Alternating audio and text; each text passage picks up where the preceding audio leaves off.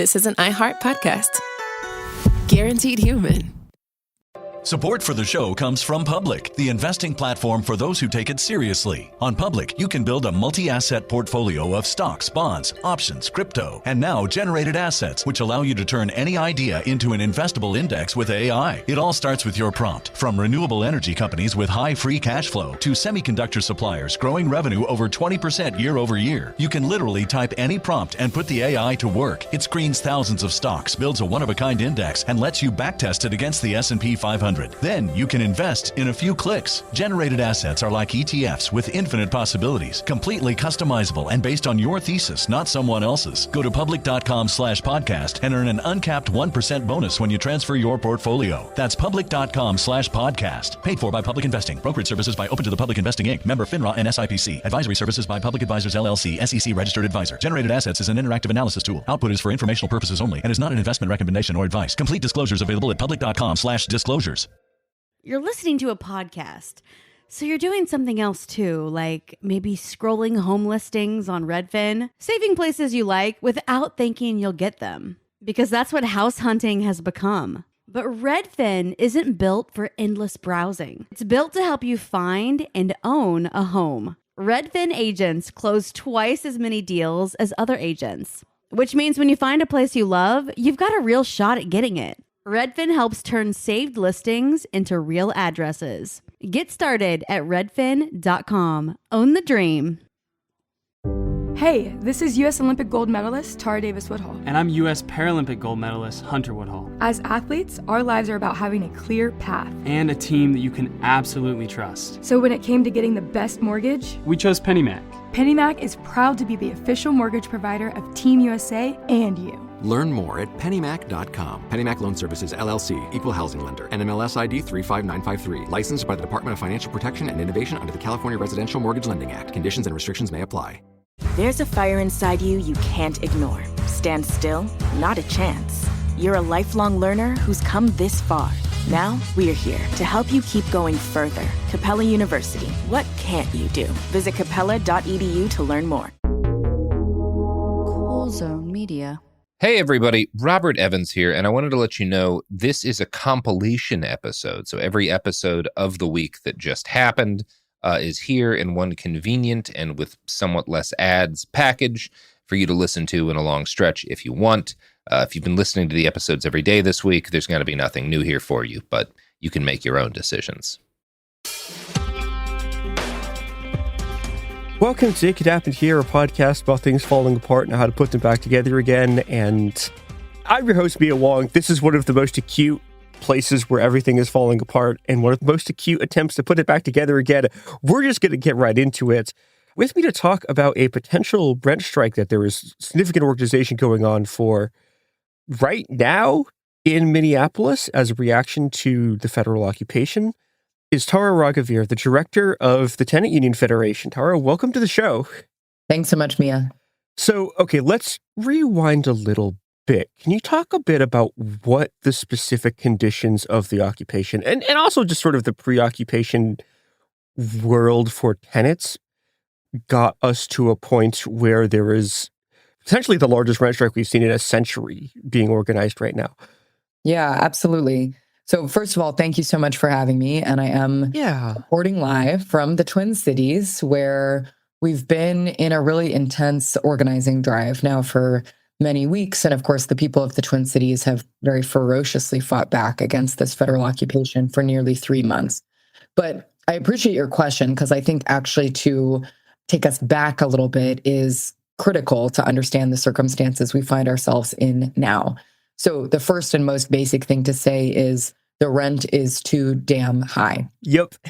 People cannot afford the rent in any corner of the country. Yeah. You know, it's been true for many years now that a person earning minimum wage cannot afford a 2-bedroom apartment in any American county, whether that's urban, suburban, or rural. Yeah. And as our rents go up, the conditions of our homes get worse. So what we have taken a saying these days is that we're paying higher rents than we've ever paid for the worst conditions we've ever endured. Yep. And I know you know that as a tenant and as a former tenant organizer. Yep. Dear God. But so many of our people are living this reality every day. And, you know, I organize, I'm based in Missouri, and I helped to found and organize with Casey Tenants. And increasingly, we're organizing tenants in places like Raytown, Missouri, on the outskirts of Kansas City. And the stakes are so high. And I really want to make sure listeners are aware of this. All of us are aware of it, but just to put a fine point on it, when you get priced out of a place like Chicago, you might end up in a place like Kansas City. When you get priced out of Kansas City, you might end up in a place like Raytown, Missouri. When you get priced out of Raytown, Missouri, there is no place else to go. Yeah. And you're just stuck renting from the landlords of last resort, the people who are very keen to exactly how desperate the tenant condition is today. And then they exploit that by keeping us living in filth and hiking the rents at every turn. So that's some of the context that brings us into this moment. And that will be the context underlying every crisis following this one. Yep. And I think that's a really important thing to note, because the story I'm about to tell you about what's gone on here is then also a story of possibility about what might go on in every crisis that we encounter from this point on. So we started organizing a tenant union, a Twin Cities-wide tenant union at the end of January. And the reason for that is that the tenants of the Twin Cities had essentially been organizing unions for the 2 months preceding that as a way of fighting ICE. Every building has a group chat right now. Every building has someone distributing whistles and zines so that people get information about how to spot ICE, what to do if ICE is there. People are organizing mutual aid to take care of their neighbors. That is essentially the work of a tenant union. Yep. So all we've done in the last couple of weeks is add some kind of structure and formality to the way that tenants have already gotten organized under this federal occupation. Could I ask a quick question here about how the sort of citywide federation came together? Yeah. Because that's something I've seen attempted before, but it is pretty difficult. Yeah. It's a great question. And I think this won't surprise you that in a moment of crisis, it's actually easier than in other circumstances, unfortunately, to get people organized. So a process that might have otherwise taken months to sort of align all the various entities organizing tenants in the Twin Cities took a matter of 4.5 days. That's astonishing. Yeah. It's the best I've ever seen anything like this move. Right. And that's not to say it was easy, right? It took a lot. And you know, it took a lot from us as the Tenant Union Federation, but more to the point, it took a lot from tenants here who have been organizing in their own formations for many months preceding this crisis. So there's a local organization we're working with called Inquilinos Unidos. They've been organizing for 10 years, and they have a base of mostly Latino and Somali tenants all across the city. Then there's a crew that's been organizing in South Minneapolis, the South Minneapolis Tenants Union. Then there's tenants who have been organizing in St. Paul. Then there's tenants who have been organizing autonomously in their properties and forming tenant associations and marching on the landlord. So what we tried to do as quickly as possible was kind of assemble all of these forces and really focus ourselves on the project of building something that was bigger than the sum of its parts, that could create the potential for enduring power out of this moment. And the thing that we said in those 4.5 days of sprint, as we tried to assemble this force, is the tenant union is good for protection today and power tomorrow. So this is just an experiment, right? We actually don't know what's going to come of this, but it's an experiment that I personally feel extremely invested in. Yeah. Because I, like you, have lived through many moments of uprising and activation in the last several years. And unfortunately, more often than not, that uprising and that activation eventually evaporates. And the tenant union offers one potential vehicle to hold some of that activation into the future and to channel it into real and enduring power. Yeah. There's another aspect of this before we get into what's happening right now that I was really interested in, which is how did the sort of connections and organizational bonds with labor unions start happening? Because that's another really cool feature of this that's pretty unique. Yeah, totally unprecedented. And even my mind is kind of blown, right? A sort of contextual piece that's important is that the people of Minnesota are built different. There's a long-standing alignment, partnership, relationship among organized labor and between labor and community organizations here that sort of doesn't have a comparison anywhere else in the country. And I might be speaking out of turn, but I've never seen anything like this. I've never seen this depth of alignment among organized labor, between labor and community. And so that context is really important to understand, because then I think in this moment of crisis, labor is much more open to a call from community groups and from tenants than they might be in other types of situations. So, we really leaned on the local relationship and the depth of relationship between groups like Inquilinos Unidos and these like labor tables that have existed. And, further important context is like groups like SEIU Local 26 were leading the call for this general strike day on January 23rd. Mm-hmm. And there was this incredible table of labor leadership that came together to sort of lead that day. Can you explain for our listeners, like when you're talking about like a labor table, can you explain what that is? Yeah, I mean, essentially, as far as I understand it, there's just a really regular conversation that labor leaders are having together. And these days, I think more often than not, it's not just labor, it's labor. And then they've pulled in partners from community groups and tenant unions and some of the like resistance formations as well. Mm-hmm. And that also is remarkable, right? I'm saying this as though it's just kind of like, fact of the matter. It's amazing that labor leadership in a context like this is in touch enough that they understand who's leading some of the decentralized, autonomous resistance work, and is not only aware of that, but pulling them into these kinds of war rooms that are now existing. And, they're talking on an almost daily basis, as far as I understand it. So the ask moved pretty quickly. I think we brought a vision and a strategy to some of the closest labor partners, and their willingness to join in on the strike drive comes from an intense clarity about the stakes for their members. Yeah. Many of these unions include membership that cannot make the rent on March 1st. Yeah. And so they're not taking this lightly, right? This is a big risk. They're sticking their necks out for something that is a total moonshot. We don't know whether or not we're going to be able to pull it off. But what we know is we needed to try for some additional leverage that we didn't have a couple days ago. Yeah.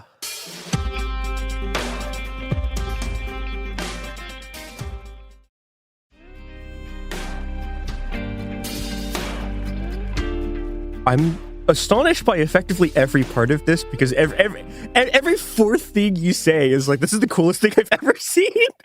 But yeah, how fast this came together is astonishing.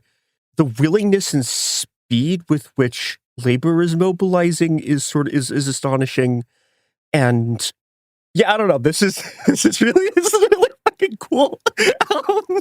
Yeah, and I guess the next thing I wanted to ask about, outside of sort of the how did this organization come together, is what are the specific demands being made? Yeah. So there's three main demands related to the strike drive. One is ICE out.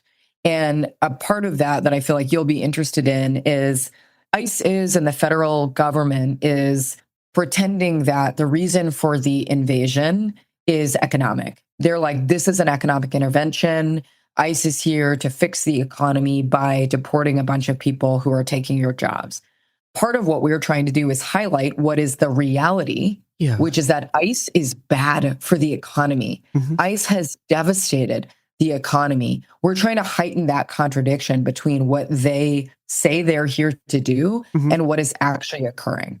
And so we will demonstrate, if we authorize a strike, what actual economic disruption looks like if tenants exercise their economic power. So that's one thing. ICE out, ICE fully out. There's all this talk about a drawdown now, but there's still ICE agents here kidnapping people on a daily basis. The second thing is a statewide eviction moratorium. And this has been a demand for the last 2.5, nearly 3 months. The governor has not moved on it. The state legislature has not moved on it. Eviction court is running, quote unquote, as normal during a time where there are 3,000 federal agents in Minneapolis and St. Paul. So demand number 2 is end evictions, no evictions under federal occupation, and frankly, not for a long time until something resembling real recovery is possible. And then demand number 3 is real rent relief. And the real is important here because it's not enough just to get tens of millions of dollars that we would then be expected to apply for and turn around and give to the landlord. So when we say real rent relief, we mean tens of millions of dollars that come with strings attached. If landlords benefit from what is effectively a bailout because of how bad ICE is for the economy, then they should be accountable to a higher standard of tenant protections. So 1, ICE out, 2, eviction moratorium, 3, rent relief.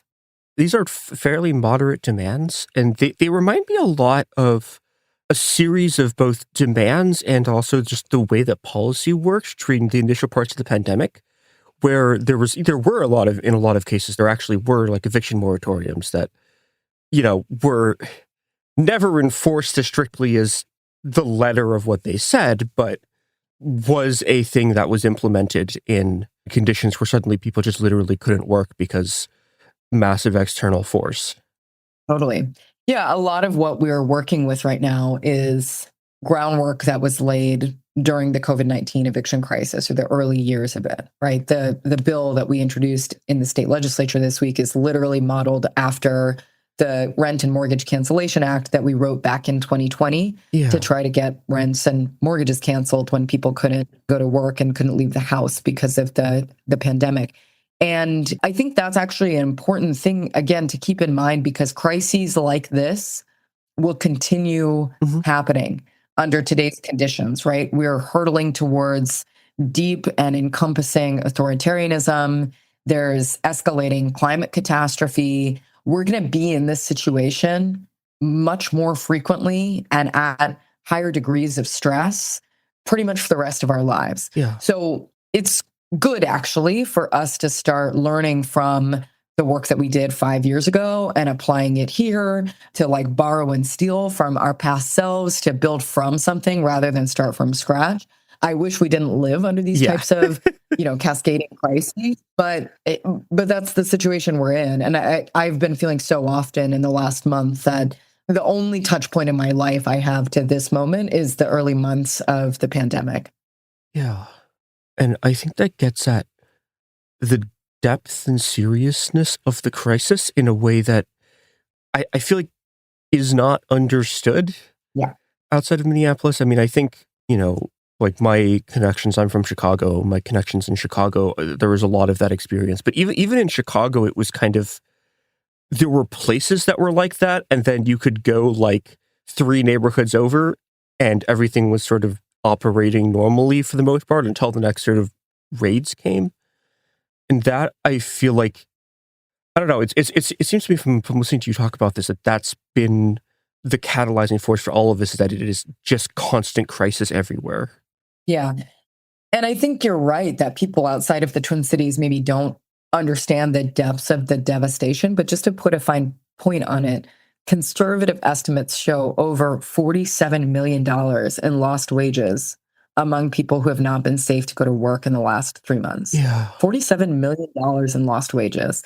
I just had a conversation with a dad yesterday whose kids go to a school where there are 80 families where the parents have not been safe to go to work. They haven't been safe to take their own children to school. And so the other parents in the school have been organizing support around them for the last 2 months. And they just did a round of calls through all those families this week. None of them can make March rent, right? So even if we're living under a supposed drawdown, the crisis is still so alive. And I think that's also why you see organized labor lining up alongside us in this strike drive. They know, like, Local 26 has 200 members that cannot make the rent on March 1st. So I think that sort of like economic side of this story is not really known, felt, or understood outside of the Twin Cities right now. But everyone here knows and feels it because they've turned their lives inside out for the last 3 months to organize, millions of dollars in mutual aid. But here's the thing is, we cannot GoFundMe our way out of this scale of emergency. It requires state intervention, and that's what we're calling for. I want to come back to that 47 million number for a second, because I think when we hear numbers like that, we're used to hearing them in the context of, state agencies or multi-billion-dollar companies. And this is not that. This is not a situation where these people have billions of dollars and you're losing some fraction of that. This is something where every single one of those dollars matters so acutely. It's not $47 million coming from Google. It's $47 million coming from people like you. Yeah. And that is a unfathomable humanitarian crisis. Yeah. It's a huge crisis, and one that kind of ludicrously the leaders at the state and city level have suggested that everyday people should solve. Yeah. $47 million for everyday people is enormous. Through extraordinary efforts, the people of the Twin Cities have organized something in the neighborhood of $6 million in rental assistance for their own neighbors, like mutual aid style. Yeah. $47 million or $50 million, $75 million is nothing for the state to figure out, right? At the city level, there's, something to the tune of $60 million pot that's funded through sales taxes that goes into the maintenance of the downtown infrastructure. They pulled some of that money just this past week to support small businesses. Yeah. What about the people, right? What about the people who have had to scrounge together what they can to take care of themselves, dip into their savings, put together funds to take care of their neighbors?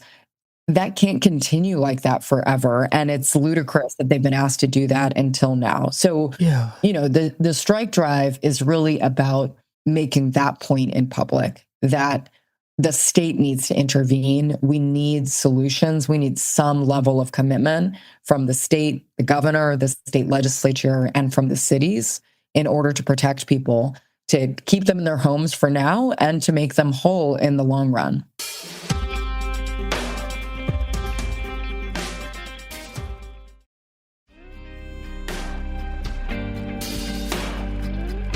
I think the other element of this too, and something that I remember dealing with doing tenant organizing, is that on a very basic level, this is the most brutal possible time that you can be evicted. It is February right now. It is going to be early March, which is weather that can just kill you. Yeah. And on top of that, on sort of political level, we're very used to talking about eviction as like a kind of process that we're used to happening. But it's like, no, we're sending a bunch of people out into weather that will kill them, and then also just into the arms of a federal occupation. And it's the only metaphors I could think of is it's like, yeah, you're evicting people into the hands of the Gestapo, which is one of the most evil things that can even possibly be contemplated. Yeah. And yet it's just what business as usual has been. Yeah. I mean, it's hard to even find the words to describe the evil. And as you said, it's not dissimilar to the first year of the COVID-19 pandemic before there was a vaccine. Eviction courts in states like mine in Missouri were just open. Yeah. The courts were open in my county starting in May of 2020, a full year before we had a vaccine. Yep. And people were being evicted into the streets during a time when we were told to stay home in order to protect ourselves and our neighbors from a deadly virus. Yeah. So it's a really similar thing. The quote unquote business as usual of state sanctioned violence, and every eviction is an act of violence. The sort of normalcy and the mundanity of that violence is practiced every day and in front of our eyes right now. Yeah. And I think that point about mundanity is important to draw out, right? Because I think what we've seen in the Twin Cities in the last 3 months is really visible, in your face state violence as the ICE agents have come and pepper sprayed and beat people up and, of course, shot and killed people as well. The day-to-day violence of eviction is actually harder to mobilize people around because it's so boring. It's so bureaucratic. It's so taken for granted that the state treats us like this, that the state exists to protect property over people and their lives and their needs. And that's an interesting thing to think about in this moment, too, where there may or may not be a drawdown of the federal agents, but the longstanding economic impacts of this invasion are here. And it'll be an interesting test of people's solidarity and focus and endurance to continue showing up in the months after the agents go away. Assuming they do, which is also... Yeah. Yeah. Yeah, assuming they go away, right? But I have faith. I have more faith than I've ever had in my life that the people of the Twin Cities who have so righteously fought this invasion are showing up and will continue to show up even after a time when the agents are gone, assuming that happens. And that's a critical test. That will be a turning point because we live in a world where this mundane violence actually does happen all the time, even outside of crisis. Yeah. And the ability to turn the sort of rupture in these moments of crisis into an actual change to the way that everything works. Yeah. I think to some extent is the thing that we failed to do after 2020 and is the thing that sort of, the foreclosing of the possibilities of the uprising and of the mutual aid from the pandemic is what allowed the sort of monsters that rule our world today to sort of tear their way through. Yeah, exactly.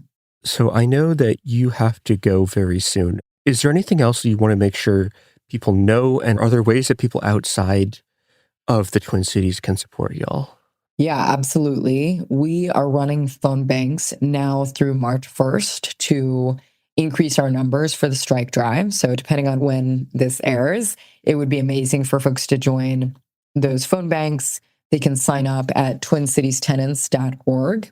There's a link to sign up to join the phone banks. Tenants, wherever they are, should get organized and should get trained by the Tenant Union Federation. We've got our big union school training. It's a virtual 3-month training coming up this summer. There will be more information to come on our socials and our website in the next couple of weeks and months. And they should follow along. People should follow along on social media. We're learning a lot. Yeah. And we're going to be sharing a lot of those lessons in public. And I think an important note to end on, perhaps, is that this is not a vibes-based organizing drive. This is not social media only. We're believers that words mean things. And when we say we're running a strike drive, we mean that shit. Yeah. So we're running a really intensive organizing effort that may or may not work. We are trying. We're trying something big and unprecedented. Yep. And part of that attempt and part of our seriousness is also acting with extraordinary discipline. So we will not authorize a strike if we are anything less than ready to be on strike, depending on the situation with our demands and whether or not they're met. People should stay tuned because I think in the way that this plays out, we will also be modeling some of what we're learning in real time around what it takes to exercise both vision and strategy and discipline as a collective in this kind of new territory. Yeah, and this is quite frankly one of the coolest things I've ever gotten to cover on this show. This fucking rocks. Love it. And yeah, I hope it goes well for y'all and I hope you fucking win. Thanks. I appreciate it. Thanks so much for having me, Mia. Of course. Thank you for coming on. And yeah, to everyone else out there, I don't know, I was just some random college kid when I started doing this. So you too can do tenants organizing and you too can do incredible things when the moment calls for it.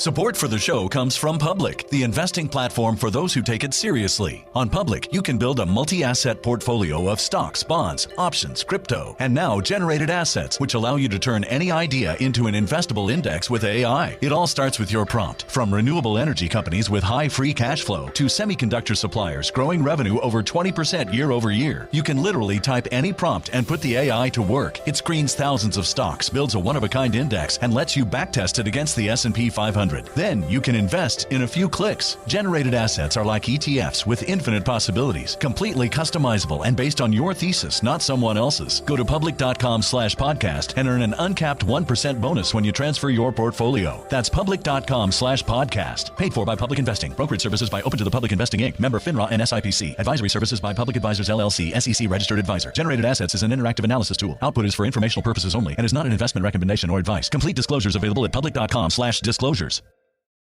Hi, I'm Cindy Crawford, and I'm the founder of Meaningful Beauty. When Dr. Sabah and I decided to do a skincare line together, he said to me, we are going to give women meaningful beauty. And I said, that's exactly right. We want to give women meaningful beauty, which means each and every product is meaningful. It has a reason to exist. It's efficacious. You're going to get results. And then you just go out and live your life. Meaningful beauty. Confidence is beautiful. Learn more at meaningfulbeauty.com. Discover a spectacular island destination with crystal blue seas, endless sunshine, and the cool Bahamian breeze. Baha Mar, located in Nassau, Bahamas, offers your choice of 3 luxury hotels: the richly refined Rosewood, the playfully hip SLS, and the stylishly modern Grand Hyatt. With over 45 restaurants, bars, and lounges, Baha Mar serves up delicious dining from world-renowned chefs like Daniel Boulud and Marcus Samuelson. Nightlife venues like the new John Batiste Jazz Club and the Caribbean's most luxurious casino. At Baha Mar, you'll find every pleasure under the sun and one-of-a-kind experiences for the entire family, like Baha Bay, our 15-acre lush tropical water park, interactive wildlife experiences, including our daily flamingo parade, world-class golf, tennis, spa, and so much more. Visit bahamar.com today and discover a vacation destination where memories are made for a lifetime.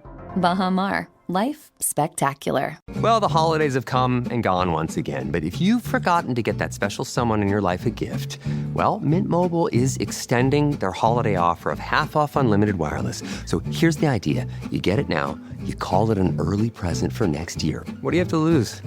Give it a try at mintmobile.com/switch. Limited time 50% off regular price for new customers. Upfront payment required. $45 for 3 months, $90 for 6 months, or $180 for 12-month plan. Taxes and fees extra. Speeds may slow after 50 gigabytes per month when network is busy. See terms.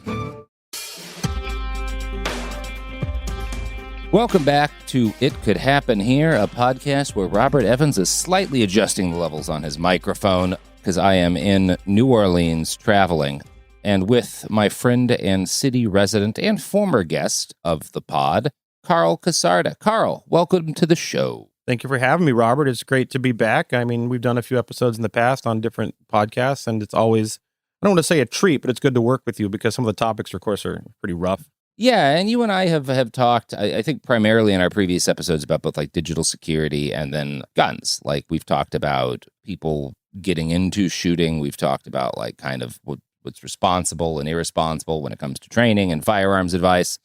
And today we're kind of starting by talking about guns in a different context, which is the fact that specifically they are often used as an excuse by law enforcement, like the fear or the reality of someone being armed as an excuse for killing them, right? We can talk about the killing of Philando Castile in July of 2016. He was a black man who was stopped by the police and a legal licensed concealed carry holder and was shot during that traffic stop because the officer panicked. But the case that's right now on people's minds is the case of Alex Preddy, who was killed by Border Patrol earlier this year, was wearing a gun during a confrontation, but he was just filming. They stripped him of his weapon and they shot and executed him. In a case that has actually drawn criticism from gun rights organizations towards the Trump administration, which doesn't happen often. But I think the kind of point you brought up when you and I started talking about this was that what happened to Preddy, you know, not only can you go back to other cases where law enforcement have shot people legally concealed carrying, as we talked about with Castile, but this is not a thing that is the result of the escalation of the Trump administration's use of Border Patrol and ICE. This is a long-standing behavior that Border Patrol agents have exercised and been exercising elsewhere for years. Like what happened to Preddy is novel because he was a white guy in the middle of Minneapolis, but it's not novel because Border Patrol shot and killed somebody and then justified it by saying he had a gun. Yeah, it's Border Patrol and really by that extension of all law enforcement in the U.S. because there's so many examples, it's almost hard to draw out just one or two. You can go on forever for this, but there's some real prominent ones that make a lot of sense. In fact, even here in New Orleans, right after Katrina, there were a family that were crossing a bridge trying to just recover some water and supplies. And a bunch of law enforcement officers jumped into unmarked vehicles, ran over on a bridge, jumped out, and with unauthorized guns, including AKs, unloaded on them. And it was called the Danziger Bridge shootings. I have a video on the channel about it. And this is where this gets relevant. They not only shot them, they chased them down from a moving vehicle and killed them in their back with a shotgun while he was running away. But they used the pretense of them being armed, even though they were not, by dropping drop guns and calling them ham sandwiches. So again, the pretext of there were guns, therefore we're allowed to kill them.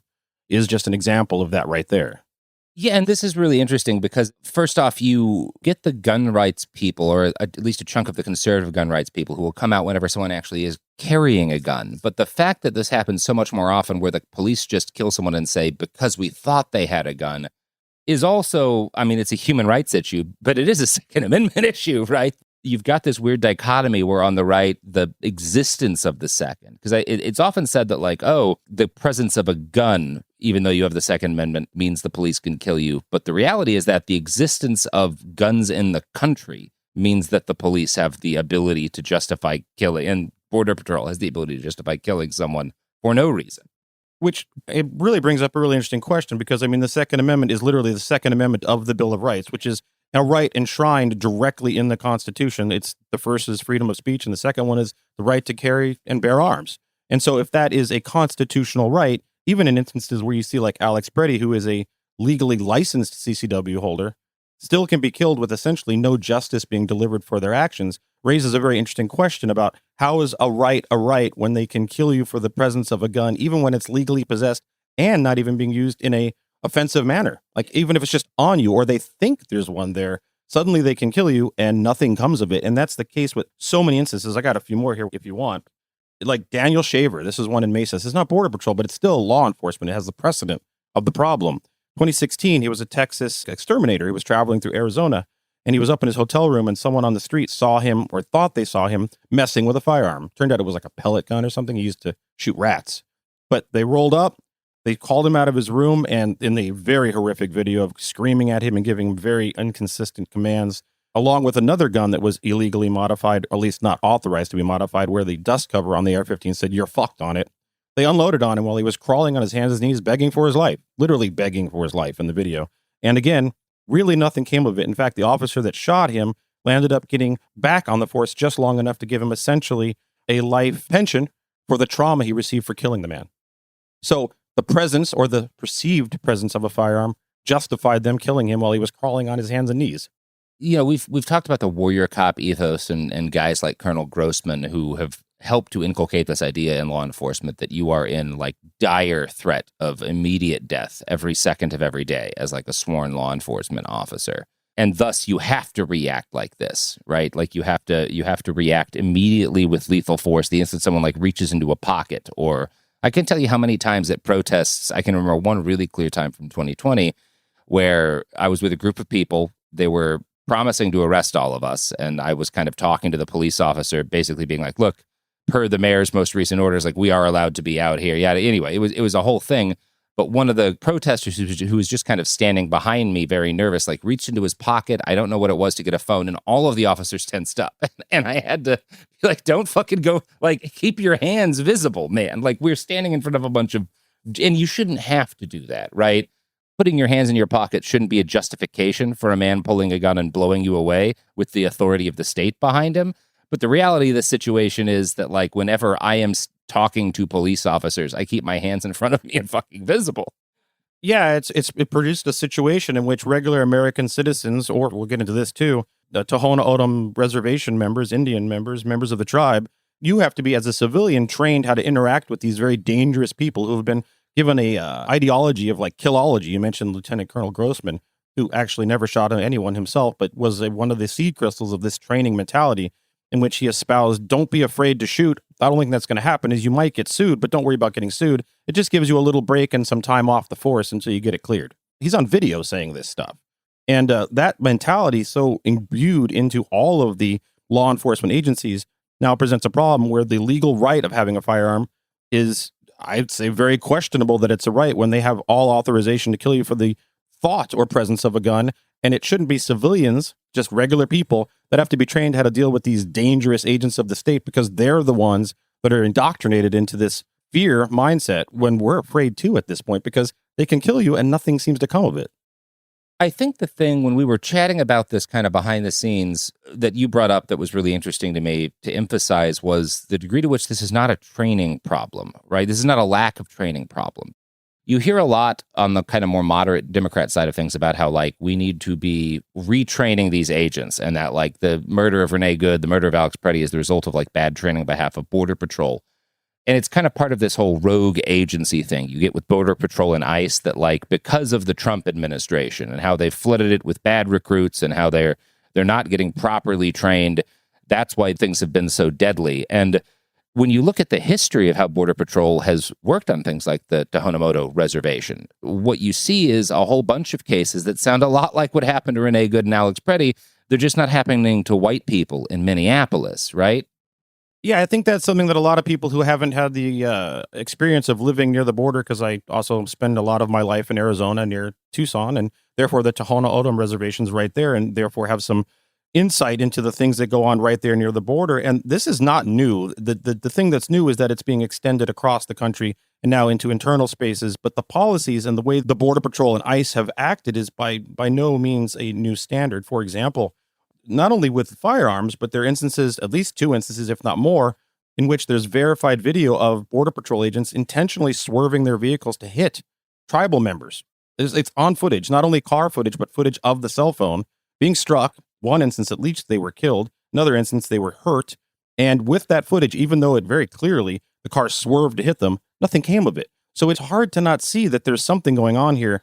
I don't think this is a training thing. I don't think they're training them to run over people. But there's some cultural maliciousness that's imbued into some of this that's hard to ignore. Another example of that was in 2023, there was a TO member, Raymond Mattia. He was called for supposedly there was gunfire heard. And so Border Patrol shows up and he's in front of his house and he reached for his cell phone in his pocket, much like you just described again. Wow, there's a recurring theme here. And he was shot 9 times, 38 rounds fired, killed. He had no gun on him. He was just a TO member, and therefore it didn't really make any press. Again, you see this is a qualified immunity problem, right? And it does go back to that. And there's been some talk of, like, if you're going with the reforming ICE rather than the abolishing thing, which is, certainly something a lot of Democrats talk about. Like, I have heard some discussion of, like, well, maybe removing qualified immunity, at least for Border Patrol and ICE. And it's so much bigger of a problem than that. Like, I certainly will accept any reductions in qualified immunity for law enforcement because that's where a lot of this starts. But even without that, if these go to court, if the officer in that specific shooting had gone to court for that specific shooting, I think there's a very good, if not overwhelmingly likely chance that he would have just been able to argue, I was in fear of my life, right? Everyone knows how dangerous police officers' jobs are, of course. If you reach into a pocket around them, you're signing your own death warrant. And some of my problem with this is the degree to which Americans, and maybe this is starting to shift, but things are as bad as they are because for a very long time, Americans were willing to go along with the idea that police officers' lives were so dangerous and their jobs were so important that almost any violence they mete out is justified by the danger that they exist in. And I want to talk more about that with you. But first, here's some ads.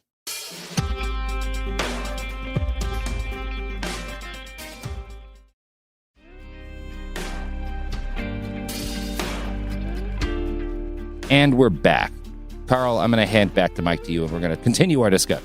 Well, that's the challenge that I see with all these. And these are just, like, again, a handful of examples of which there are so many you can't even enumerate them all. I mentioned the Danziger Bridge shootings in which 2 men were killed, and there was really no justice came for that, although there was long trials and almost someone got in trouble, but not really. They all eventually got out with very little justice. Daniel Shaver was killed in Mesa. That guy got pension. Philando Castile, nothing really came of that. Paulo Reams, the guy hit by the Border Patrol SUV, nothing came of that. Another example, while this was a protester, Tortuguita in 2023 protesting Cop City, was unloaded on in his tent where they said he had a firearm. Again, another similar example. 14 times and was killed in the process. Hey, everybody. Carl here. And an important update to the podcast. Once it was released, we quickly realized that there was a mistake embedded in it. And it really kind of lies on me. We recorded this the day after Mardi Gras, and that's no excuse. We were both a little tired, but at the same time, we had a conversation in which we discussed, should we just remove this from the podcast entirely, just snip it out? And both of us came to the same conclusion that it was too important to leave Tortuguita's story in the podcast because the reality is they're not talked about as much as they should be. And what happened to Tortuguita matters very much, and it should be kept in the public consciousness, especially since the body cam footage has not been released. But in this, I mistakenly used the pronoun he and him. And Robert followed suit just because we were kind of recording together in that time and space. And this was recorded very, very live and raw and real. But Tortuguita, the queer indigenous activists that gave their life fighting against Cop City, went by they, them. So please accept my apology and our apology for this mistake in the podcast. But again, we wanted to leave it in because it was too important and too significant to tell Tortuguita's story than it was to snip it out due to this mistake. So hopefully you'll understand and accept this disclaimer and apology for this mistake and realize that was, of course, not intentional. Thank you. There was a bunch of actual body cam footage that's never been released to the public. But at the same time, the autopsy of him showed that his hands were up in the position he was in when he got hit with those multiple 14 rounds. But we don't even get to see the body cam footage. And there was audio where the cops at least implied that one of the cops shot one of the other cops, and that's what instigated the shooting. It's the kind of thing that, like, we don't know what happened in the shooting of Tortuguita, right? We simply don't know, in part because they haven't released a lot of the information. And right now, the burden of proof is on Tortuguita, in this case, or on, people who think he was unjustly killed, to prove that he didn't shoot the officer, as opposed to where I would argue the burden of proof should be, which is on the agents of the state who shot somebody, right?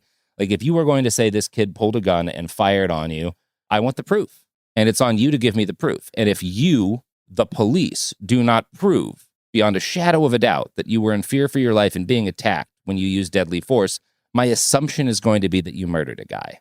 And I think that's how everyone should feel, right? Like, that should be how we treat police violence in any society, not just the United States. I mean, if you're listening to this in the UK or Germany and you're a reasonable person, I would think that your attitude should be, yes, if a Bobby, or whatever the Germans call their police, kills somebody, he should have to prove that he or she should have to prove that they were in immediate fear of their life, which is not so different from anybody else, right? I can think of one police shooting that I saw a video of spreading on Twitter where, like, a guy was literally, like, sprinting around in traffic with a gun, like, pointing it at people in traffic, and got shot and killed by an officer. And I was like, look, if I'd had a gun and felt like I could take the shot, I might have shot that guy too, because he was carjacking people at gunpoint and pointing a firearm in there. Like, yeah, that's the case in which maybe you have to shoot a guy, because, like, he could kill someone at any second, right? And I'm not going to judge a police officer for shooting in that instance, but I wouldn't judge a civilian either. I don't have a different standard for them. If you're a cop or a civilian and somebody shoots at you, you have the right to defend yourself, right? But you also should expect to prove that they were trying to hurt you. This is the challenge I have with all this, is, like you said, in any instance that's a self-defense shooting, and in many instances, law enforcement are put in a situation where they're not necessarily even defending themselves, but defending the community or others, and therefore they have justification. I'm not here to say that every law enforcement shooting is not justified. Many of them are. But in the instances where there are questionable circumstances, of which many we've just enumerated here, even instances in which they have body cams on, which are supposed to be what validate their actions, but they won't release it to the public to see it, it draws a very significant question of the validity of these events and what they're doing and why they're, I would say, no better way to say than covering something up. In fact, going back to Lieutenant Colonel Grossman, there's video of him talking about law enforcement, which of course extends to ICE and Border Patrol, as the samurai of the land.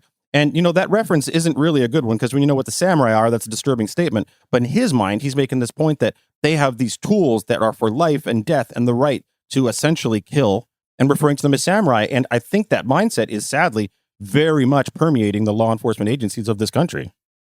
Yeah, it's the myth of the warrior cop. And I think one of my frustrations here stems from just, as someone like you, I carry a firearm regularly. And I think a lot about what would happen if I had to use it. And I think about not just the practicality of, like, okay, am I trained properly to use this thing competently, but what would the order of operations need to be if somebody tries to kill me and I successfully kill or injure them with a firearm? Well, I'm going to need to call the police immediately. I'm going to need to contact a lawyer immediately. I'm going to hope that there are eyewitnesses there. I'm going to hope and seek to provide as much evidence that I possibly can, that I had no other choice to do what I was going to do, right? Any civilian carrying a firearm responsibly thinks about the same things, about, like, if I am in a shooting, first off, there's the question of I need to defend myself, but then there's immediately the question of I need to defend myself in court. And police don't have that second part. Not really. Not in a way that matters. And this to me is why the Alex Preddy situation, which was so visibly documented by multiple cameras, is such a concern. Because in this instance, we see two officers unload on the guy. One guy shoots him at least once or twice, and then another guy unloads on him again. And we have multiple video angles, yet the narrative from them is that this guy was attacking them, which is clearly not the case on the video. I mean, you can look at it from multiple angles. Whether or not you agree with his protest methods, he was not attacking anyone. He was standing between them, getting pepper sprayed and being beaten with pepper spray can, and then getting unloaded on. And at the same time, we now live in this situation where at least some parts of the firearms community or gun community, which isn't a community, owning a thing isn't a community, but we use that term, gun community. Like you said, some of these rights groups have said something, but the response to this is still disturbing to me because there's a lot of people saying, well, don't show up to a protest with a gun. Don't be in public with a gun. You can't bring a gun. In fact, we saw parts of the Trump administration saying, don't show up with a gun. This man had a handgun and 2 magazines on him looking for trouble. Well, if he was, he didn't have the gun out. And by the way, carrying a handgun with an extra magazine is by no means abnormal. In fact, that's a normal procedure for most people that concealed carry. If you and I were hanging out on the street and we decided that we got into a fight with some guy, Shia LaBeouf comes out of the bar and starts swinging on us. and then not only do we punch him and knock him to the ground, you shoot him and then I shoot him 9 more times. And there's video evidence of that. We're going to jail forever. But we have footage of these guys doing this and really nothing comes of it. Part of like what I really want to get across to people is how bog standard this behavior is. The agents that shot Preddy were experienced veterans. They were not newbies. They were not Proud Boys who just gotten inducted into the force, and tasked with doing vigilante justice.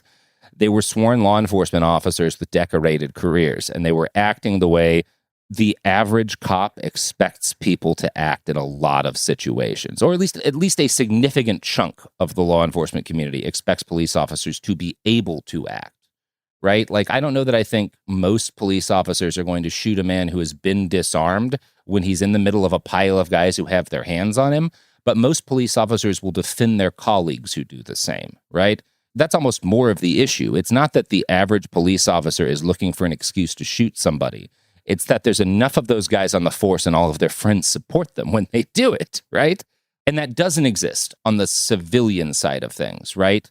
I think about, like, in Portland, we had a mass shooting that was stopped by a protester who was then, gave himself up to the police and was taken into custody and was initially charged with murder. And if there was the knowledge as a police officer that if I shoot someone, whether or not it's totally justified, the next few months of my life are fucked completely. I'm not getting time off to chill. I am having to defend myself and have some of the worst stress of my life. Maybe we'd have fewer police shootings, right? If they knew it was going to be a miserable situation whenever they drew their gun and fired on somebody. And I think you have to have that be the understanding. And I know, the counterpoint that at least police defenders will come up with is well, that might make them less likely to defend themselves. And well, then why are you calling them heroes if you're not expecting them to risk their lives for the good of the body politic, right? We'll talk more about this, but first, ads.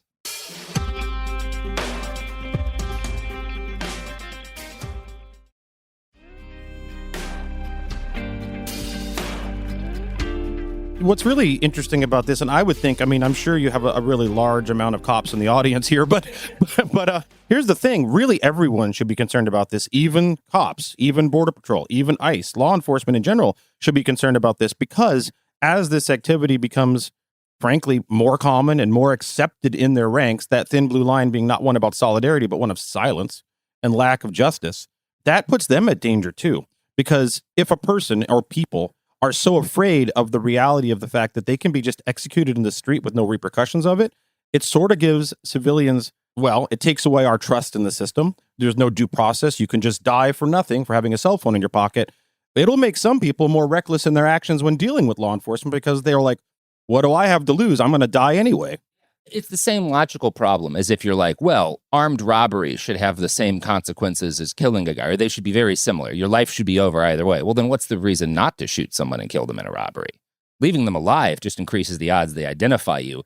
If you're looking at the difference between 30 years in prison or 50 years in prison for robbery and murder, why not just commit the murder, right? It's this calculus that's being forced on people. If you know any time the police take you into custody or start to move to put hands on you, you feel like there's a very good chance they're just going to murder you, then people are going to start making very different choices when they're physically in contact with the police.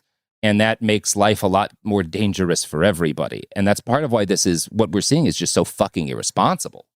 And historically, there's realities for this too, depending on what part of the community or your demographic. If you want to go back to the past, whether or not you agree or disagree with like the politics or actions of, for example, the Black Panthers, the reality is because black men were just shot by cops with no justice being delivered ever, they started taking on strategies and policies that reflected that fear and concern. But now that's being extended to people well beyond that. When we see middle class VA nurses with a license being killed the same way, well, this is what's been going on in those communities for decades and decades. Well, before the Civil War, let's be realistic. And so I'm not saying that was right or wrong, but I'm saying it is a logical conclusion when you fear that the agents of the state can kill you and there's no justice to ever be had. Well, what do you have to lose? When we were talking about this earlier, you brought up something the Attorney General of Arizona had said recently on the subject of ICE agents who are not identifiable as law enforcement coming to your door with guns. I don't have the direct quote, but I'm paraphrasing here, but it was along the lines of, if people are at your doors that are unidentified with masks in Arizona, the Castle Doctrine essentially provides you the right to use force against them. And that is a very interesting statement to be made by someone as high in power of government of a state level at that point. But I mean, there's some truth to that. And the reality is, when people aren't identifiable, it is very easy to show up. And I mean, we've already seen examples of people pretending to be ICE because it's very easy to put on some body armor, some camouflage, and a mask and look like these guys that are not identifiable. And therefore, when that is the case, how do you know what's there and what you're facing is even law enforcement in the first place? Yeah. And this is Chris Mays, Chris with a K, who's a Democrat and the Arizona Attorney General. And as you said, the way that it was framed in this conversation was basically, this is a disaster because if you have law enforcement agents that you can't identify, people absolutely have a right to just start blasting in Arizona based on Castle Doctrine. And in fact, the interviewer in that, Bram Resnick, asked, like, are you giving people permission to shoot federal agents? And Mays said, like, the law does, right? Like, that's the issue. You know, how do you know? If some guy's just in a mask at your door with a gun, how do you know? And the fact that you're expecting Americans, a jumpy country of paranoid conspiracy theorists with 400 million guns, to see masked men at their doors and show discretion, it seems like a bad bet to me. Yeah, this comes back to the point I was making. I don't think the Attorney General was there, like was saying, just go shoot federal agents. I don't think that was the point. The point was simply what I mentioned earlier, which is when you can't identify or you don't know what is going on, or you're in a situation in which these people are not acting in a reasonable manner, you don't know what you're dealing with. It's the same thing I mentioned earlier, in which if you're that concerned or you don't believe that due process or justice is going to be served, your decision-making logic might very well change. And like you said, in a country where many people are armed, I think this is something that every side of this issue should be concerned about, including the law enforcement agents, because they are at risk too. As this continues, the risk to them increases, which will then be used to justify more force against civilians because it's a vicious circle. Well, that's a fun note to end on, Carl. I want to direct people towards InRange TV. You mentioned that you have a video about one of the shootings that we talked about, so I want to let you kind of plug that at the end. Yeah, thanks, Robert. I appreciate that a lot. So InRange TV is my video project. It's about 10 years old now. You can just find it at inrange.tv, which is my website, or you can just Google InRange TV on YouTube and you'll find it immediately. The algorithm won't give it to you, but the search engines might. And the video that I'm referencing there, and there's a lot of them on there in regards to topics like this, historically speaking, but the specific one about Danziger Bridge is right there. So if you go to InRange TV and type in Danziger Bridge, DANZINGR, you will find that 2005 shooting, which is just an example of so many of these that happened. And I do have some discussions on there about recent events, about Alex Preddy and such as well. So, Robert, thank you for having me back on the show. I always appreciate it, and I appreciate our collaborations, and hopefully somehow this stuff makes a difference. Yeah, I hope so too, but at least I think it gives people something to like expect, right? Like to look at, this is kind of the cycle we're going to continue to see. Unless they pull back, unless ICE and Border Patrol start using a great deal more discretion, like I think we've given people an idea of like where the future is trending, you know? And unfortunately, I'm not super optimistic about it right now, but you know, tomorrow's unwritten.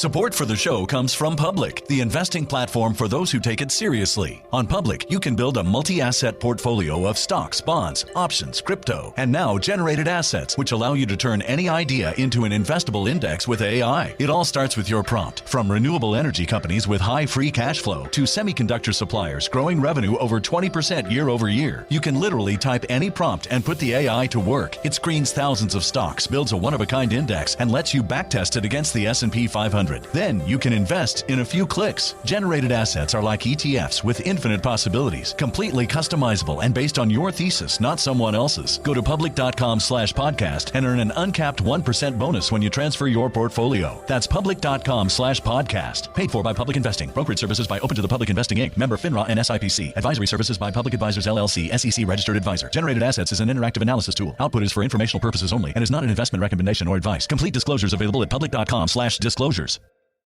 Hi, I'm Cindy Crawford, and I'm the founder of Meaningful Beauty.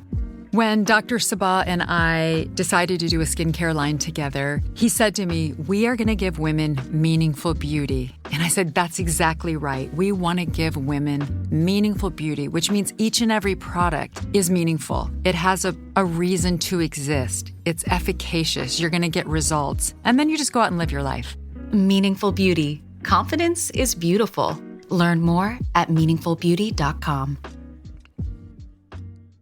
Discover a spectacular island destination with crystal blue seas, endless sunshine, and the cool Bahamian breeze. Baha Mar, located in Nassau, Bahamas, offers your choice of 3 luxury hotels, over 45 fine dining and nightlife venues, John Baptiste's all-new jazz club, the Caribbean's most luxurious casino, and one-of-a-kind experiences for the entire family, like our 15-acre tropical water park, wildlife sanctuary, world-class golf course, and so much more. Visit bahamar.com today.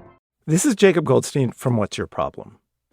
When you buy business software from lots of vendors, the costs add up and it gets complicated and confusing.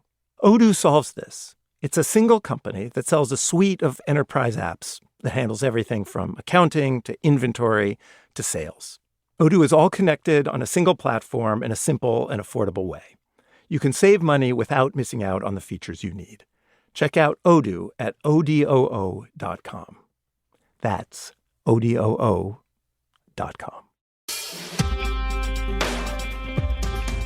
Welcome to It Could Happen Here. I'm Garrison Davis, joined by James Stout. Hello. Hi, Gar. What are we learning about today? We are going to be learning about a man named James Fishback. Okay, good first name.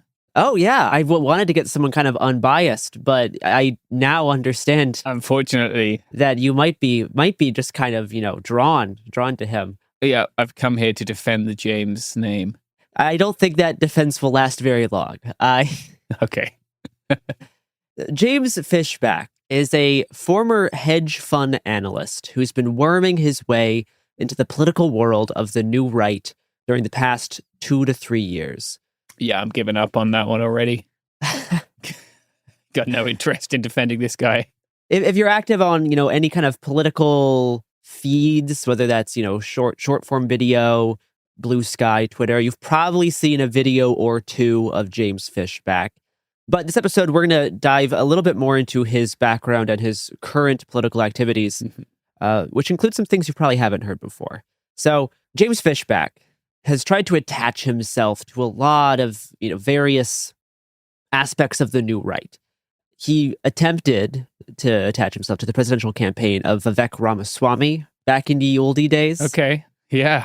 Remember when? But he did so just by showing up at campaign staff events.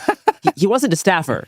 He just kept appearing. He asked to stay overnight at a hotel that the staff was all staying at for this campaign event in Florida, and tried to build a personal rapport with Vivek over a few months. And eventually, Fishback outstayed his welcome. He then pivoted to becoming what I would call a D-tier right-wing commentator and an advocate of Doge.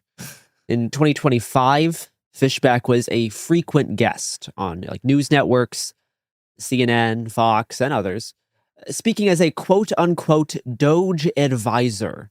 Huh. A role that he never officially had. Great. Never actually worked with Doge. His quote-unquote advising was through adding Elon Musk on Twitter, with random suggestions.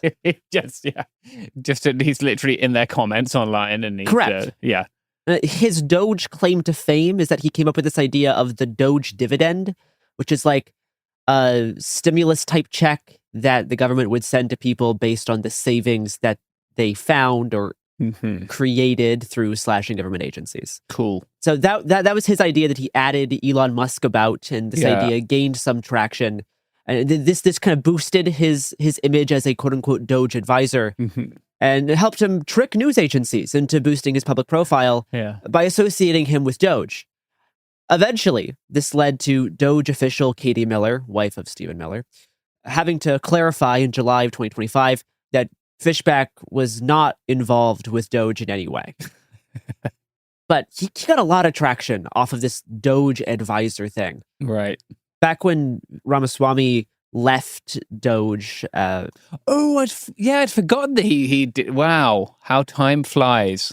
Before the inauguration, because he was planning on and is planning on running for governor of Ohio, Fishback tried to put his name in as like hey, I'll become the co-chair of Doge, Elon, since my pal Ramaswamy is going to be busy. That also, did not work, obviously. Yeah. What a needy guy. He's just very, very needy, very clingy. He's very parasocial. Yes. And after Katie Miller released a statement being like, this guy's not part of Doge, Fishback began lobbying Trump for the vacant seat on the Federal Reserve Board of Governors. Really no shame. Based on his, credentials as this like patriotic America first investor, right, who's worked at a hedge fund or two and tried to get his way onto this vacant seat. When that didn't turn out, obviously, Fishback set his sights on his home state of Florida, launching what I would call a Groyper-style campaign for governor. Cool. And this is what we're going to be discussing for the rest of this episode. I'm not like intimately familiar with the Groyper space, but this seems to be like the most kind of like beta behavior to constantly like notice me. I forget what there's a word that begins with S. Pick-me's? No, it could be pick-me, I guess. It's like a notice me senpai or something that people say. I never expected you to say notice me senpai. I've unfortunately I've been on the internet too. That's what he seems, right? He seems like extremely yes. Yeah, this is like I think what would be coded as like beta behavior in the and now he's kind of trying to do this with Fuentes and the Groypers, although I see. To this point, more successfully. Okay. He's actually more successfully ingratiated himself with the Groyper space.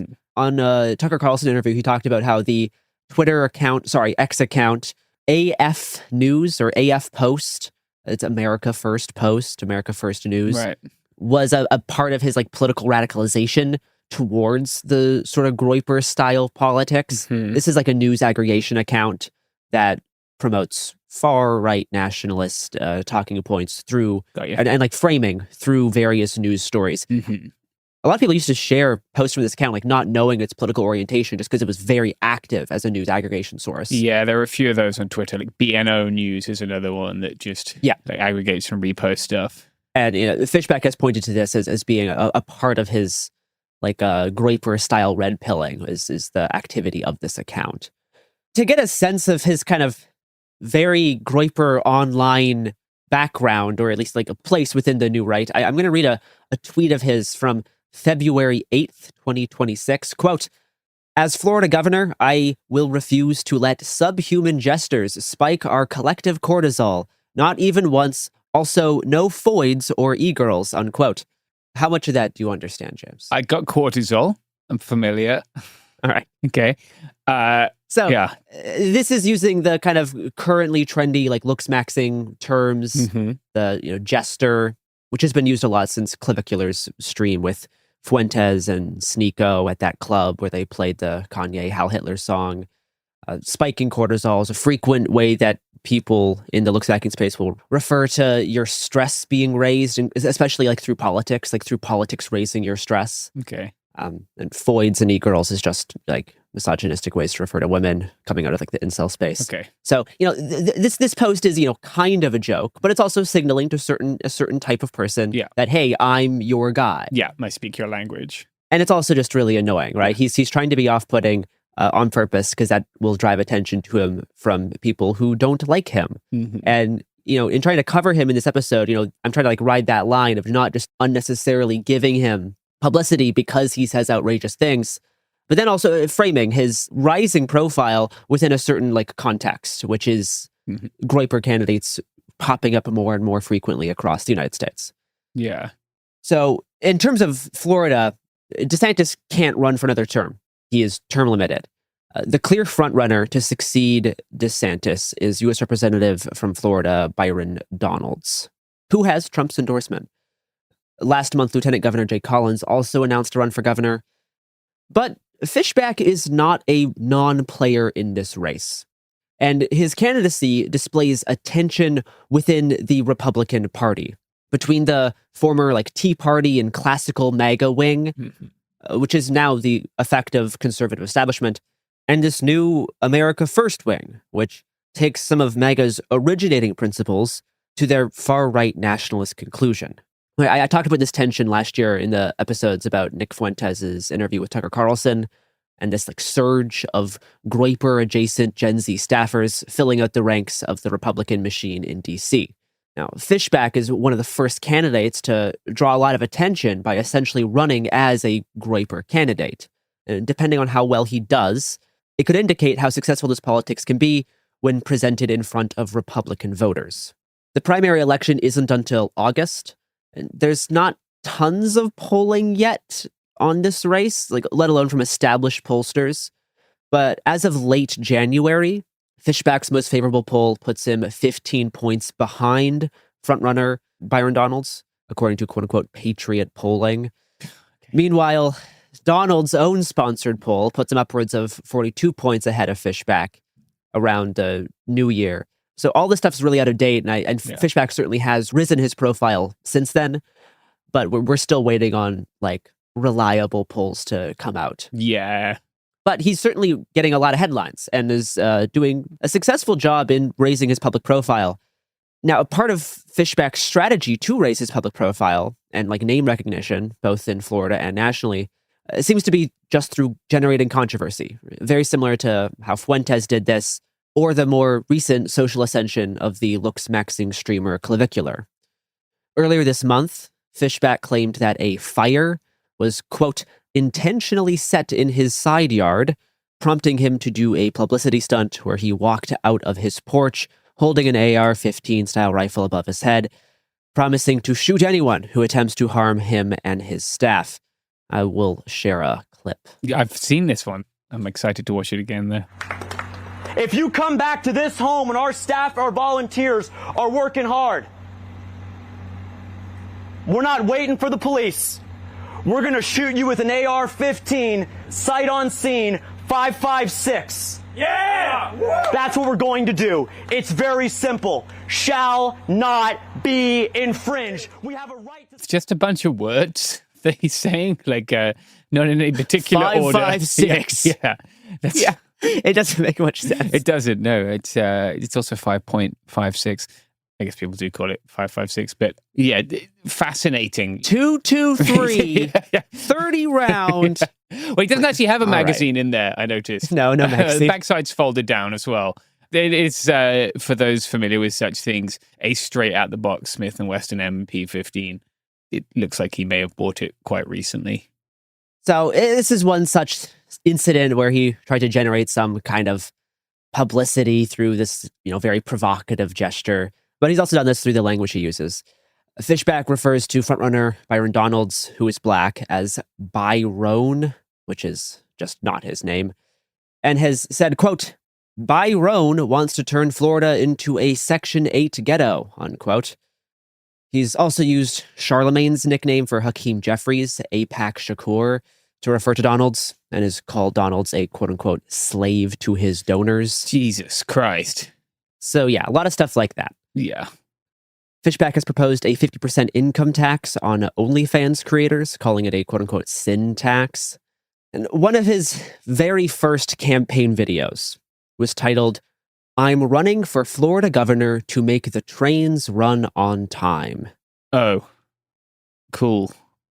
So this has not like generated tons of controversy and headlines. Yeah. It's, caused some social media posters to be like, oh, look at this guy clearly doing a Nazi dog whistle. But then it's also signaled, early in the campaign, signaled to, Groypers and people in the very, very far fringes of the right, has signaled to them that, hey, I'm going to be your guy. Yeah. Which in part he's doing so that he can count on them to kind of do free publicity for him, right? He wants to activate a certain type of overly online young male to be like a public spokesperson, to boost his name recognition. Mm-hmm.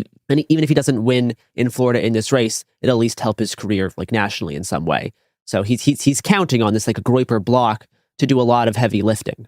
And that's part of why he does some of these very, very like gross tongue-in-cheek stuff. Make the trains run on time. Come on, dude. Yeah, it's like a clumsy dog whistle, right? It's embarrassing. There's no like sleight of hand here or whatever, He's just kind of blundering his way towards being like, look at me, Nazis. Yeah. And like this video, he just talked about trying to bring back the Amtrak to the Florida Panhandle. It's like a 1-minute video. Yeah, cool. It had nothing to do about actually like making trains run on time. It's about trying to return Amtrak to a certain section of Florida. Fishback has promised to, quote, divest every penny from Israel on day one, unquote, which would include $385 million in foreign bonds invested in by the state. And he's opposed to adopting anti-Semitism definitions in schools that make it, quote unquote, against the law to criticize Israel. Huh. Yeah, this is where the hard right and the soft right. Yeah, I bet. Yeah, I'm sure it's Israel you're concerned with here, buddy. Yeah, no, I bet. I'm sure he's not doing this out of, principled stances of Palestinian solidarity. Yeah, he just wants to do anti-Semitism like the old-fashioned way. Yes. And this can be displayed during a campaign event at the University of Central Florida, where Fishback discussed how to make lunches in high school cafeterias more healthy. Important topic. What's with the Pop-Tarts in the Broward County Public Schools in the cafeterias?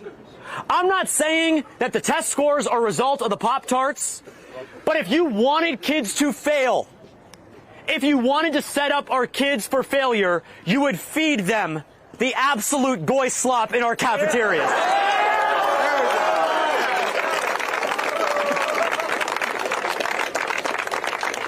And that is on Gentile, okay? Everyone's really excited to hear that. Hey. Yep. Wow. Yeah. I mean, the crowd is like... they love it. Yeah, but it also looks like they just arrived from like a Southern Florida beer pong invitational tournament. Like it's a lot of like frat boy type. Yes. It's a lot of the people who consumed like the manosphere type content online. Yeah. Short clips of Nick Fuentes probably aren't regularly tuning into his like 3-hour live stream on Rumble, but engage with his content through short clips online. Yeah. Same thing with like Sneeko, Clavicular, right? It's this type of influencer which has right-wing politics, but they aren't like super invested in politics. It's this mix of like post-incel male influencers that combine right-wing politics, and it's a very common form of like entertainment for these people that we see in the background of this video, right? It's a lot of like college guys, 18 to 22. Yeah, it's mostly white men, from like traditional college age. Speaking of schools, in 2022, a Florida school district cut ties with Fishback's debate organization after a female student came forward with allegations that Fishback, quote, initiated a romantic relationship, unquote, with her while she was working for his student debate organization when she was 17 years old. He was 27. Jesus. The student claimed in a protection order request that after joining the debate organization when she was 16, Fishback, quote unquote, systematically cultivated a relationship with her by increasing, quote unquote, opportunities for personal interaction, and that Fishback later, quote unquote, explicitly directed her to keep the relationship a secret while she was working for his school debate organization. Jesus. After turning 18, she moved in with Fishback. The two were briefly engaged. Fishback denies the student's characterization of the relationship timeline. After the girl broke up with him, Fishback allegedly sent hundreds of unanswered texts to her over several days. This information comes out of a harassment case that was later dismissed. The case wasn't about the legality of their relationship, importantly. It was about harassment after the two had broken up, where these details emerged. Yeah. His debate organization, this is some kind of like plastic turning point. Yeah, but kind of. It was a Florida-based debate organization in high schools to encourage debate. It was active around 2022. It was bought by another company a year or two ago, but in 2022, a district ended cooperation with this organization after news came out about this relationship. Yeah, it is interesting considering the amount that Fishback and Fuentes and these guys will talk about the Epstein files and then have this in your... Yeah, inappropriate relationships with underage women. Yeah. That work for you in your high school debate organization. Yeah, that gives me the ick in a substantial way. Also kind of not that surprising from this kind of area of the right, but still gross. Yeah. It's time for an ad break, but we will return to discuss Fishback's reoccurring campaign rhetoric and his promises as governor.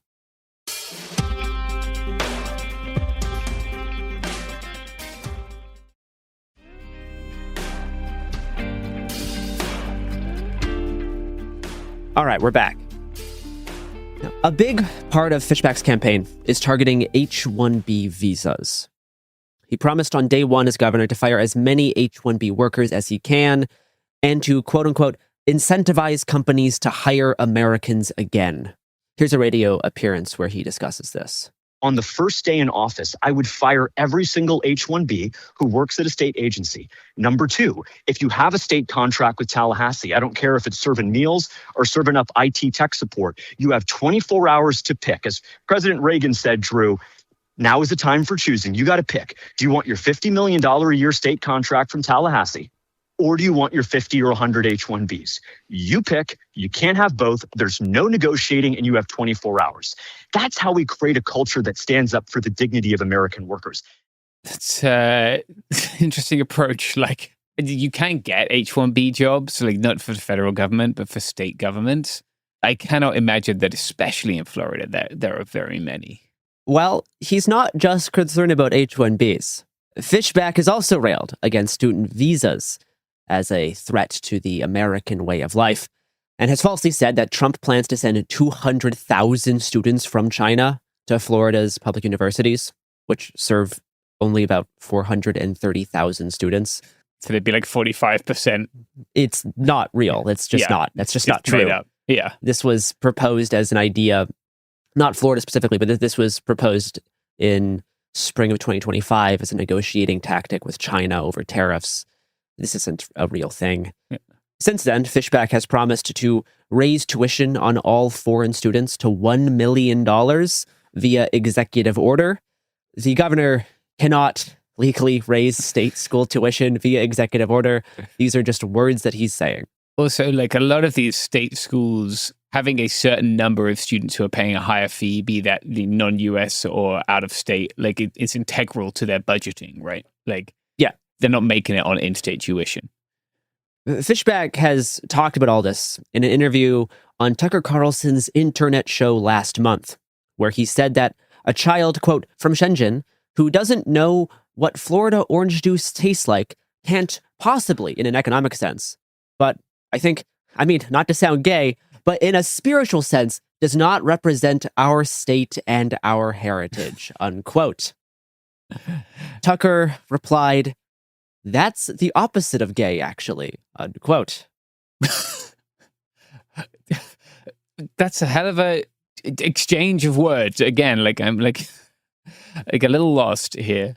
Yeah, this is a sizable faction of the new right, of the Groypers who are filling staffer positions at Heritage and in DC. Yeah, like this is the sort of media environment, like linguistic environment that they are coming out of. Yeah, and the pearl clutchy reaction is not useful here, right? I'm not like, who cares, right? This is obviously embarrassing. This is like a man in his 30s trying to sound like a kind of homophobic 18-year-old who's kind of only homophobic via like linguistic reflux. this is like embarrassing cosplay. Yeah, it's very cringe. I can't even find this stuff offensive. Like this is just it's. No, it's sad. The primary sentiment I feel is like vicarious shame. Yeah, for this guy and his desperate search for attention. Now, a core component of selling fascism to people is that they were promised a future that's now been taken away from them because of some group of people that are the enemy, right? This is like the dream of finding a subservient wife, a cushy full-time job, buying a home, raising 2.5 kids in a safe and secure homeland. But because of quote-unquote them, this dream is no longer possible.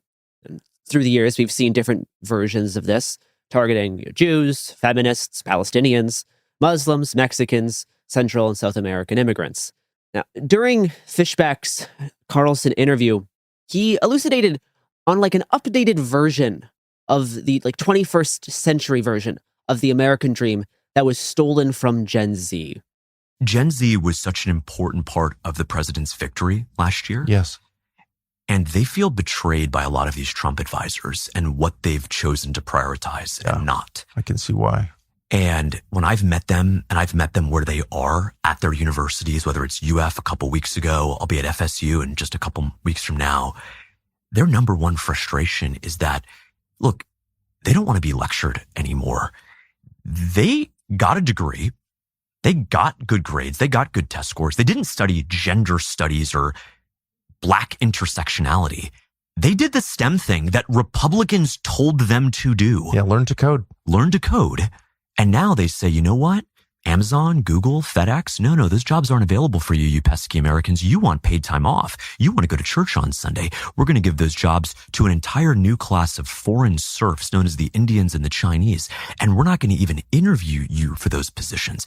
They don't even pretend that the Chinese or the Indians are smarter. They're not. They don't speak our language. No. They have no skin in the game. They're not smarter, actually. They're not at all. Oh, I know. And so the issue then becomes, do we actually have a labor market that is utterly rigged against American citizens? The answer is yes.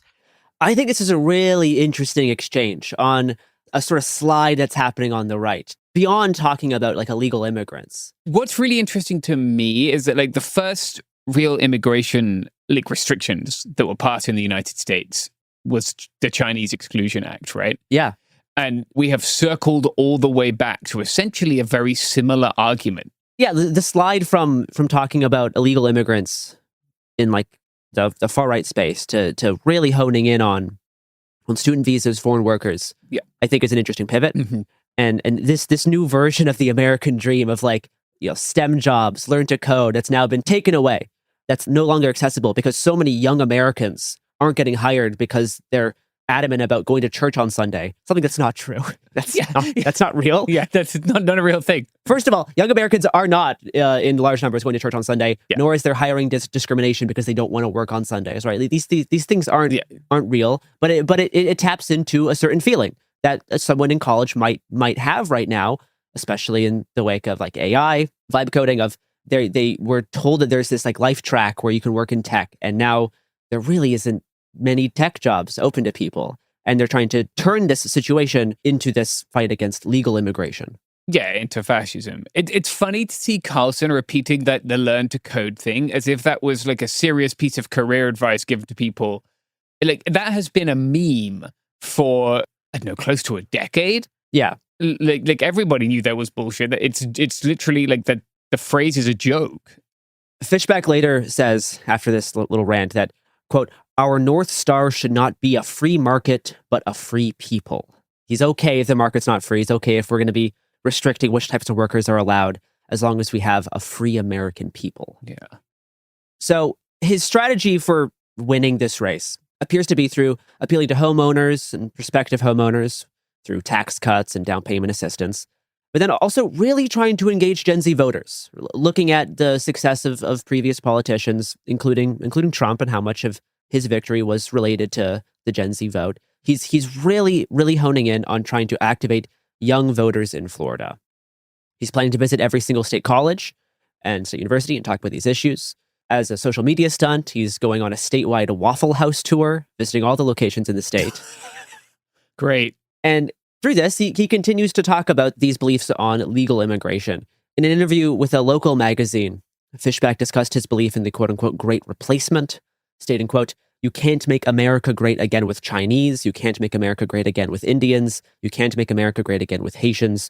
So when I speak about the great replacement, I speak about legal immigration programs that for far too long have been overlooked. Illegal immigration has been a primary concern for establishment Republicans, but each one of many legal immigration programs, by definition, take spots and slots, jobs away from American citizens. My campaign is the one that stands up and says, America is for Americans. And so we have to stop apologizing for that." Yeah. Little slight move there with the America is for Americans. Yeah. In reference to Germany for Germans, Germany for the Germans. I'm sure he knows exactly what he's doing. Oh, most certainly. Yeah, like this is the obvious next place. They have made so much political headway with racism. And like the obvious direction to keep going, therefore, is to be the one who's willing to lean a little bit further into racism, right? See if that can get you a little bit further, a little bit more popular. Yeah, like it makes sense in that way. That's why I find his candidacy really interesting. Regardless of how well he's going to end up doing in the primary, he is trying to Trojan horse something into, not even Trojan horse in a way, he's kind of openly trying to pull something into Republican politics. And something that's been like festering in the sidelines for a while, stuff that Nick's been advocating for a while. There was that fight around H-1B visas about a year ago. Yeah. And he's really honing in on this as a potential future for the party. And we're gonna see how successful this is, like in part, right? There could be other factors that make his campaign not do very well beyond these sorts of politics. But this is the first time we've really seen these deployed at this scale, I think. And he's counting on the Groyper support. And this is what Nick's been talking about for a while, trying to run candidates like this as much as possible in 2026. We'll talk more about Fishback's relationship with Fuentes and the Groypers after this ad break.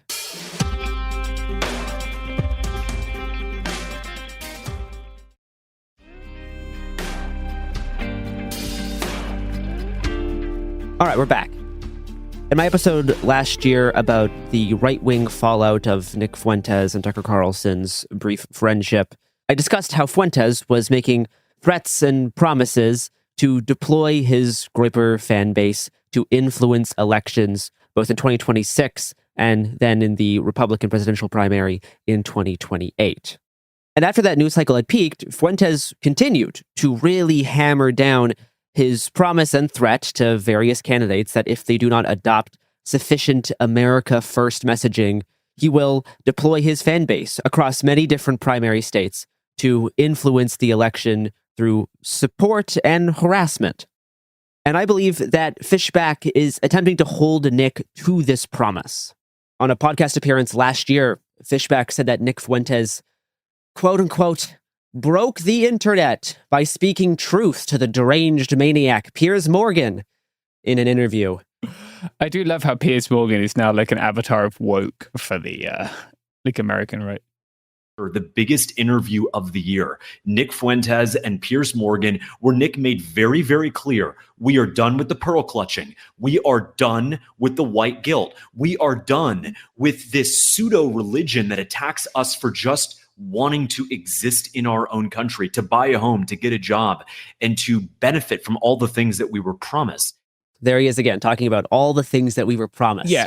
And us, right? Like he's a 30-year-old hedge fund guy. Yeah. Like he got all the things. Like no, he did get the dream that he is saying no longer exists. Like that has been his life. Yeah. And he's just trying to cash in on it now. No, but it's through this interview, he just keeps talking about Fuentes and glowingly refers to the Groyper fan base. I'll tell you the truth. I found the audience of young men who follow and watch Nick Fuentes to be actually incredibly informed and insightful and very patriotic young men. I'm going to be completely honest. I probably shouldn't say this, but I think Nick's following is actually really impressive. There's a lot of young men who are patriotic, who are well-informed, who know our history, which is why they are so frightened by the current path that we are on. Having a candidate talk openly about the Groypers in this way, I think is super interesting. This is one of the first cases, and I don't think it'll be the last, where Nick's fans and Nick himself are like openly referred to in a race like this. Yeah, it's interesting, again, not like super duper surprising to me, how easily the Overton window is moved to the right now. And there's a whole like network of these like short form or long form video places to do that, right? That are kind of set up to incentivize that almost. He doesn't have any particular genius that allows him to do it, right? Like there is a system in place, both with like Fuentes kind of outside of the electoral politics Overton window, and then all these places that straddle the line, right? Like Tucker Carlson, et cetera, where that exist to bring these further right discourses into the admissible discourse of electoral politics in this country. Yeah, and Fishback, as a largely unremarkable candidate, is counting on a group of probably hundreds to thousands of young men to do free campaign work for him by telling them that they're good, smart little boys. Yeah. By complimenting them, he is counting on his success being contingent on this Groyper army of Gen Z internet users. Yeah. To him, these are like a valuable political block. And like that's the thing that I find interesting about this. Yeah. They used to be like pure poison, right? Yeah. But now they're seen as like a possible asset. Yeah. And Fishback knows that there could be some drawbacks by going this extreme. A few days ago, Fishback walked through Miami's nightlife on stream with manosphere influencer Sneeko, who asked Nick Fuentes if he would endorse Fishback as governor. Wait, what did you say? Oh, he said yes. Nick Fuentes has endorsed James Fishback for governor of Florida. Oh, gee, that'll really help. Let's go. Wait, it won't. Never mind. He's voting for Byron. No, Nick Fuentes is voting for Byron Donalds. But that's a bad name. Byron Donalds. Does that even sound like he could be a governor? So there, you can see that he knows that it could have some possible negative effects, but he's willing to play in this like irony zone while still very clearly embracing Fuentes and the Groypers. Yeah. And like on this stream with Sneeko's is like indicative of a few things. After Fishback talked about Goyslop at that school event, he said afterwards like he wasn't aware of like the offensive connotations. Where the fuck else is he getting that word from? Which is not true, right? This has been like a 4chan term forever to talk about how like the Jews are poisoning Gentiles with food to make them like subservient, right? That's what the term means. He knows that. And he continued to use the Goyslop term on Sneeko's stream. And after jaywalking on this stream, Fishback joked, quote, "The headline will read tomorrow, Florida gubernatorial candidate breaks the law with Hitler sympathizer," referring to Sneeko. Great. And based on the most recent polling we have on this race, Fishback's youth-centric strategy does seem to be getting its intended results. In a University of North Florida Public Opinion Research Lab poll from the middle of February, Byron Donalds is up 31% to James Fishback at 6%, about a 25% gap, which is kind of in between the more Fishback-friendly Patriot polling numbers and Byron Donalds' own internal polling. A sizable gap to be sure, but not one that is insurmountable. What's really interesting about this poll, though, is the youth numbers. For ages 18 to 34, James Fishback is at 32%, whereas Byron Donalds is at 8%. He's massively ahead among youth. Meanwhile, Byron Donalds' tactics to address Fishback's connection to the Groypers has been a little odd. I'm going to read a statement from last week. Quote, "Dear James Fishback, I heard you crashed out when I told the truth about your stupid anti-Semitic BDS plan that you stole from Kamala Harris, just like you stole your whole gimmick from Nick Fuentes and Zoran Mamdani. You're no racist, you're no Groyper, you're no anti-Semite, you're what people hate about politics, performative slop," unquote. So Byron Donalds' approach to addressing Fishback's ties to the Groypers are not to actually attack him for these ties, but to say that he's a fake Groyper, that he's not actually one of them, that he's stealing his policy ideas from Kamala Harris and stealing his gimmick from Fuentes and Zoran Mamdani. Quote unquote, "You're no anti-Semite, you're no racist." So basically attacking Fishback for not being a real enough racist. And Donalds isn't the only one linking Fishback to Zohran Mamdani. The conservative magazine The Spectator released a positive profile on Fishback last week with the headline, "Is James Fishback the right's answer to Zohran Mamdani?" The similarities seemingly being that he's behind in the polls in a race that could be very influential for the future of the Republican Party, while gaining a lot of traction among youth and having a savvy online element of the campaign. And so Byron Donalds' response to Fishback's popularity online, popularity among young voters, is to compare him to Kamala Harris and Zohran Mamdani and claim that he's not actually a real racist, that he's not actually a real Groyper. I do not believe this is going to be an effective line of attack or damage his numbers among the young, especially male supporters that he has, because Fishback already knows that he has the Groyper base in his pocket, and that's why he's able to make jokes with Sneeko about how, no, Nick Fuentes is actually supporting the other guy.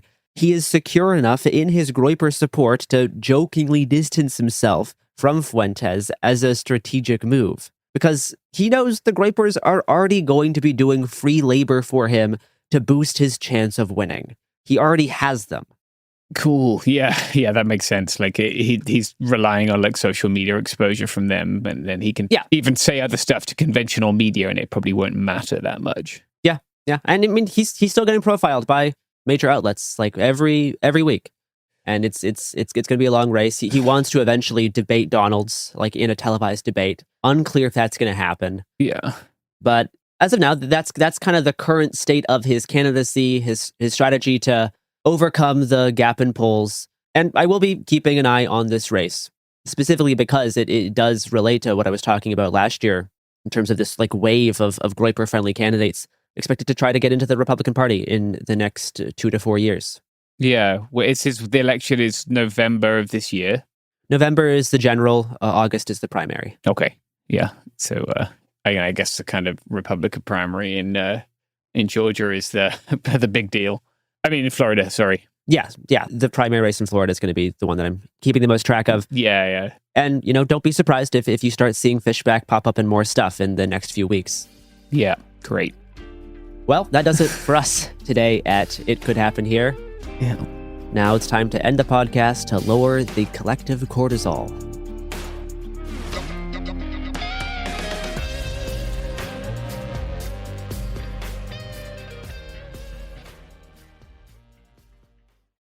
Support for the show comes from Public, the investing platform for those who take it seriously. On Public, you can build a multi-asset portfolio of stocks, bonds, options, crypto, and now generated assets, which allow you to turn any idea into an investable index with AI. It all starts with your prompt. From renewable energy companies with high free cash flow to semiconductor suppliers growing revenue over 20% year over year, you can literally type any prompt and put the AI to work. It screens thousands of stocks, builds a one-of-a-kind index, and lets you backtest it against the S&P 500. Then you can invest in a few clicks. Generated assets are like ETFs with infinite possibilities, completely customizable and based on your thesis, not someone else's. Go to public.com/podcast and earn an uncapped 1% bonus when you transfer your portfolio. That's public.com/podcast. Paid for by Public Investing. Brokerage services by Open to the Public Investing Inc. Member FINRA and SIPC. Advisory services by Public Advisors LLC. SEC registered advisor. Generated assets is an interactive analysis tool. Output is for informational purposes only and is not an investment recommendation or advice. Complete disclosures available at public.com/disclosures.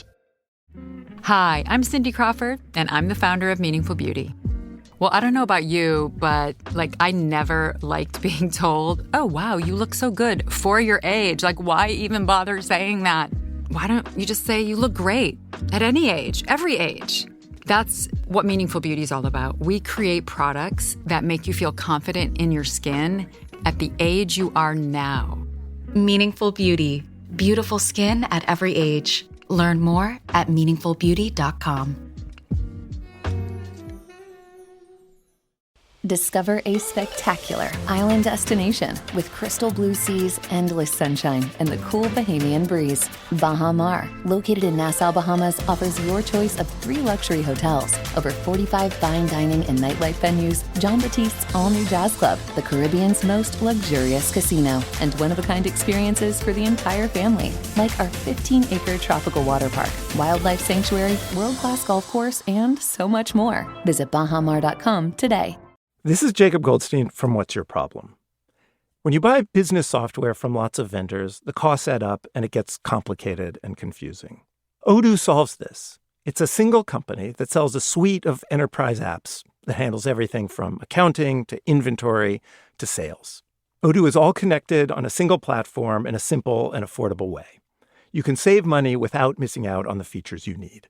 Check out Odoo at odoo.com. That's odoo.com. Welcome to It Could Happen Here. I just want you to know our nation is back. It is the golden age of America. And we're going to talk about this year's State of the Union by President Donald J. Trump.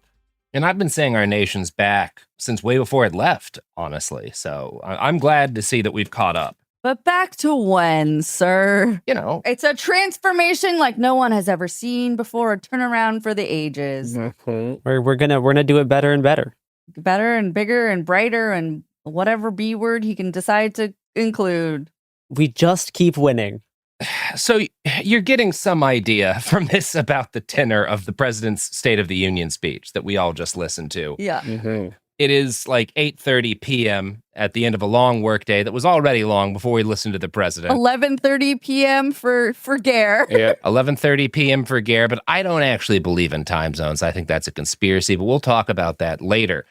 So in terms of like first responses to the State of the Union, I think mine was Trump spent a lot more time focusing on the achievements of other people, like literally handing out a bunch of awards. Yeah. And less time as a percentage of the speech, actually trumpeting things that he did and his own successes in a way that I found kind of telling.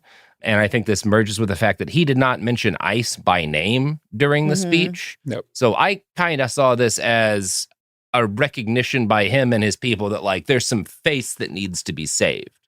And we've got to try in this speech to kind of minimize our least attractive attributes and maximize the positive, you know? Yeah. Yeah, my take was that he was trying to simulate empathy and try to keep hold of that Republican crowd and try to endear himself to them as much as he could, despite the state of things.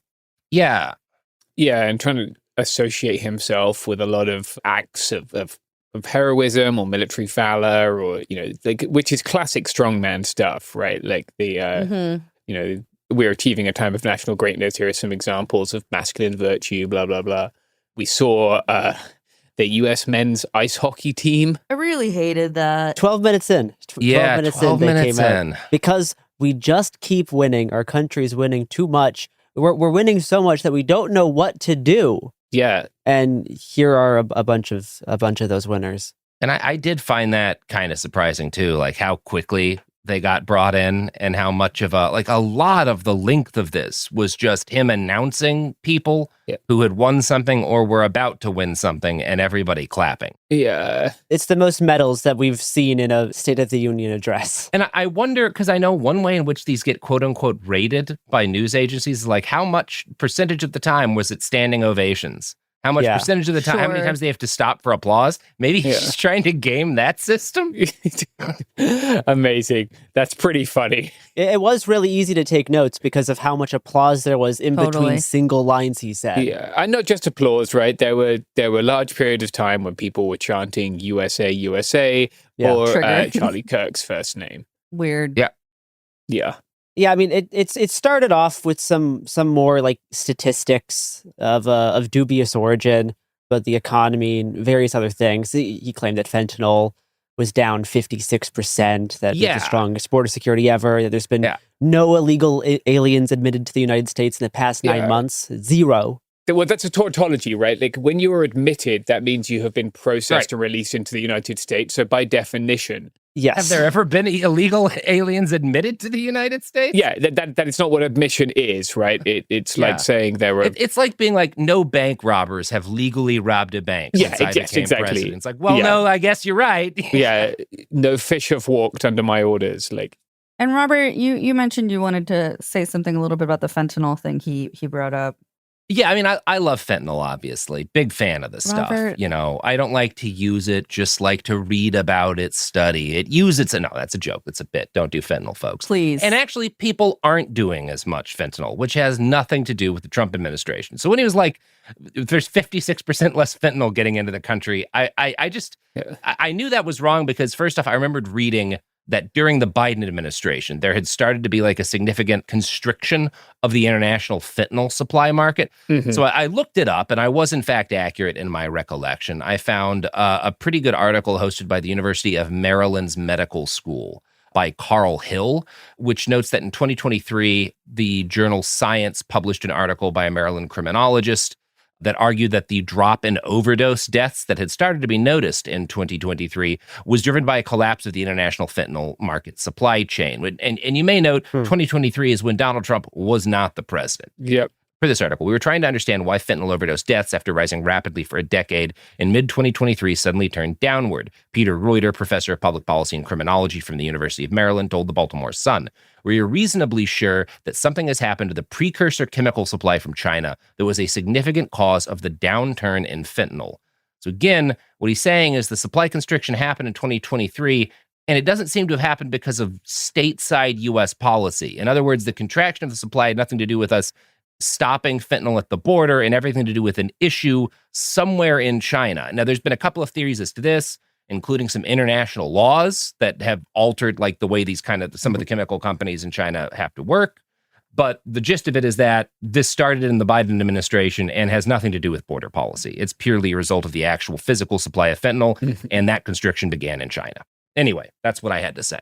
Yeah, I think it's worth noting. I'm not quite sure where that 56... No idea. It could be seizures, that they've maybe seized a lot of fentanyl. Like, I'm not quite sure where that came from. Like, there were a number of statistics which I couldn't track down, right? The 19 billion of fraud in Minnesota by Somali people. There was one I loved. He made a note that 2.4 million Americans have now... Ascended wasn't the word he used, but have been lifted off of food stamps. Lifted off of food stamps. 2.4 million Americans are off of food stamps. Yeah, and he specifically lifted off, as Gare noted, which would insinuate that like their circumstances improved and they no longer needed food stamps. That's not true. Yes, yeah. We simply introduced like work requirements and other restrictions that kicked 2.4 million Americans off of food kicked stamps. People off of the food stamp program. Yeah, we pushed people into starvation because we lifted them into starvation, Garrison. We lifted them into starvation. And this was his line right before he started talking about how we're winning so much and brought out the hockey team. That was the segue. Was talking about how there's millions of people who now can't get food stamps, and look how much we're winning. Quote, "We're winning so much we don't know what to do."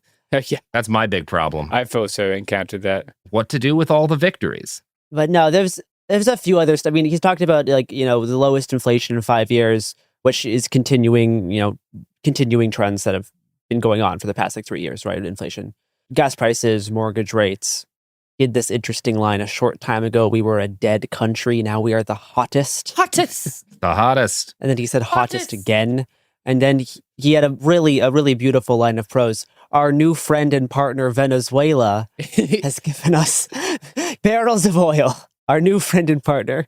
He called out Delcy by name and was like, she's doing great things for Venezuela. We're going to do great things together. Like a bizarre occurrence. Like, but I think that it goes to show like how he understands foreign policy, which is in a very transactional way. Yeah. Right? It is not about an ideological disagreement. This is about having someone who he feels is personally loyal to him and owes him the position that they have. And that's, I think, what he's going for in Venezuela, right? He didn't mention the amnesty, but he, at one point, brought down a Venezuelan man whose niece was in the audience to reveal that her uncle had been released from prison. I will be eagerly awaiting news on that man's ongoing immigration status. So bizarre. Yeah. there was a lot of this like really weird political theater. And so much of it that there just wasn't seats for all of them. And so there were these like awkward open door moments that were just unnecessary. But that's what he was going for tonight. Medal, medal, medal. A lot of medals. A lot of medals, a lot of awards. We got the list, right? The trifecta. We got the Congressional Medal of Freedom, the Medal of Honor. Presidential Medal of Freedom? Presidential Medal of Freedom. A Purple Heart? Yeah, and a Purple Heart. Yeah, we gave out a Purple Heart. And Olympic Gold. Oh, yeah. Many of those. He like had this like strange moment where he's like, I would like one of those, but apparently like it's not. Yeah, for the Medal of Honors, you could only get them in the Army. Maybe they'll open it up. And if they do, I'll be the first one in line. Sir. Yeah. What? He did tout that we ended DEI in America, just like one of the annoying talking points that means nothing. Yeah. Whilst ICE were not mentioned by name, there was a lot of border chat, right? Mm-hmm. Yeah, especially at the start, and then a few times towards like the middle end. Yeah, and one of the things he did pretty consistently was talk about horrific incidents, often involving the death of children, sometimes in front of their parents. Yeah. I just want to highlight a couple of those. The first one, he talked about Delilah Coleman, right, who was injured in a crash with a big rig. The driver of which was not a U.S. citizen, but did have a work permit issued by the federal government under Donald Trump. And this has been a claim on the right. This guy was undocumented for some time, right? And that California has been giving CDLs to undocumented people. In this case, that is not the case. I'm interested in what happened to the Coleman family. I understand they've been through like a horrific thing, right? Their daughter, it looked like she was going to use of her legs. She's now relearning to use her legs and to walk, which is great. But previously, like they had met with the person who was driving the vehicle that caused their daughter this horrific injury, and they had explicitly declined to politicize it, saying that they weren't interested in doing that. So I don't know what happened here to now Trump proposing a law, which Delilah's law, he's calling it, right, which would, I'm trying to remember if he said stop non-citizens or undocumented people or illegal aliens, to use his parlance, from getting CDLs, obviously. I think illegal aliens. There are states which will give you driver's license without asking for documentation, for the very obvious reason that people in this country have to drive. Large parts of this country are set up around driving. You cannot exist in some parts of America without a motor car, and it is better that people get a license and insurance than that they don't do that. He said, barring any state from granting commercial driver's license to illegal aliens was his framing. Okay, yeah, that's his normal framing, right? I have never had a CDL in this country, and I've never gone through the application process, but I'd assume one would first need a federal work permit, right? As one would for any employment. Well, you need a driver's license. Yes, you'd also need a driver's license. Let's start there. Yeah. You got to have a driver's license to get a CDL. Yeah, there's a background check component, it looks like, to the CDL. One of the lines that he used right before this call to action was that illegal aliens cannot read road signs. Yes.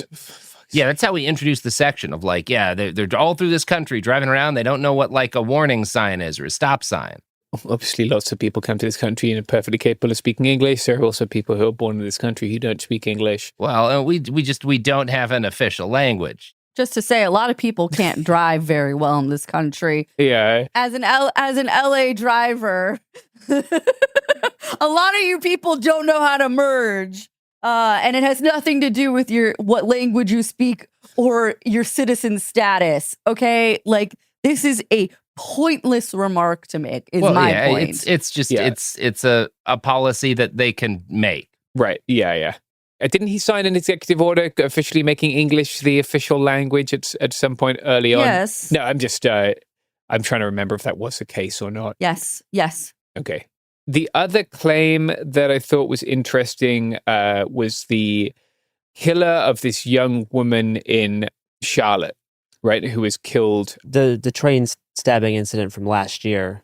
Yeah, Irina Zarutska.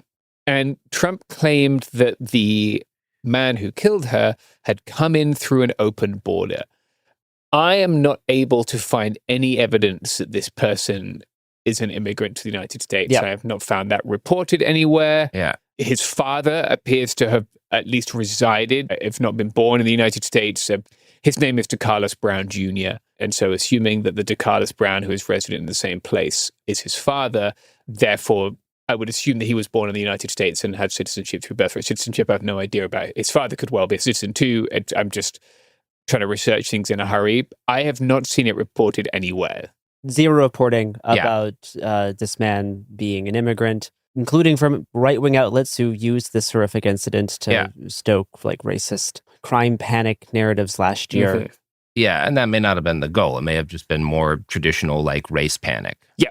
Yeah, that was what it was. They used it for racialized crime panic. This comment by Trump inferring that he is an immigrant may have been an unscripted ad lib that he just did. Mm-hmm. But from what we could tell, this man was not an immigrant. Yeah. No, it's just like a guy did a bad thing. Nor was he released early from custody, by the way, which is part of the narrative that the right was using in their reporting around this, was that this guy was like released early from prison and he did serve the entirety of his sentence. He may not have been released early from his sentence, but you're released early from your sentence of not listening to us. Here's some ads. Oh, I that's hated one of that. the worst ones. Yeah, well, too bad.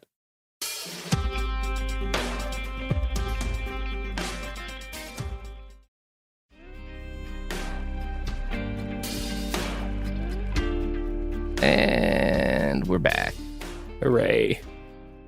So in the start to middle section where he was still kind of talking about the economy before the entire pageantry performance took over, he started talking about the tax cuts and the one big beautiful bill. Yeah. And he had this fun line about how all the Democrats voted against these tax cuts, and this made all the Democrats stand up and applaud. Yeah, that was kind of funny. But then he talked about this mom who is homeschooling 2 kids. Oh, yeah. Who also works as a waitress during the night shift, on top of her husband, who also works full time, and how these tax cuts have gotten them to take an extra $5,000 home each year. Right, this is the no tax on tips thing. And this story of this mom who's homeschooling kids and working at night and a full time husband was like framed as this triumph of the American economy. Yeah. It was hard to interpret this as like a massive economic triumph when you were talking about a mother who's not only doing labor at home by schooling her children, and then also working nights, and a husband who's also working full time. Like that demonstrates how difficult it actually is to exist economically, especially if you have a family in the country right now. And his kind of twisting of this scenario to support his notion that he's helping the American economy, I found to be quite interesting. And that's mostly what the Democratic response by Governor Spanberger was about. It's like how it's pretty clear to most Americans that it's actually been quite economically challenging based on his wildly unstable trade agreements and tariffs, which have caused a great deal of economic instability in this country.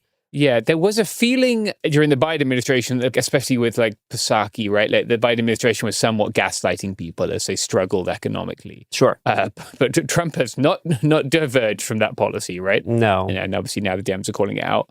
Talking of budgetary issues, did anybody else catch that the Democrats have frozen funding to DHS who would like to be out there helping people shovel their snow? I missed this shoveling snow line. Yeah, I didn't catch that either.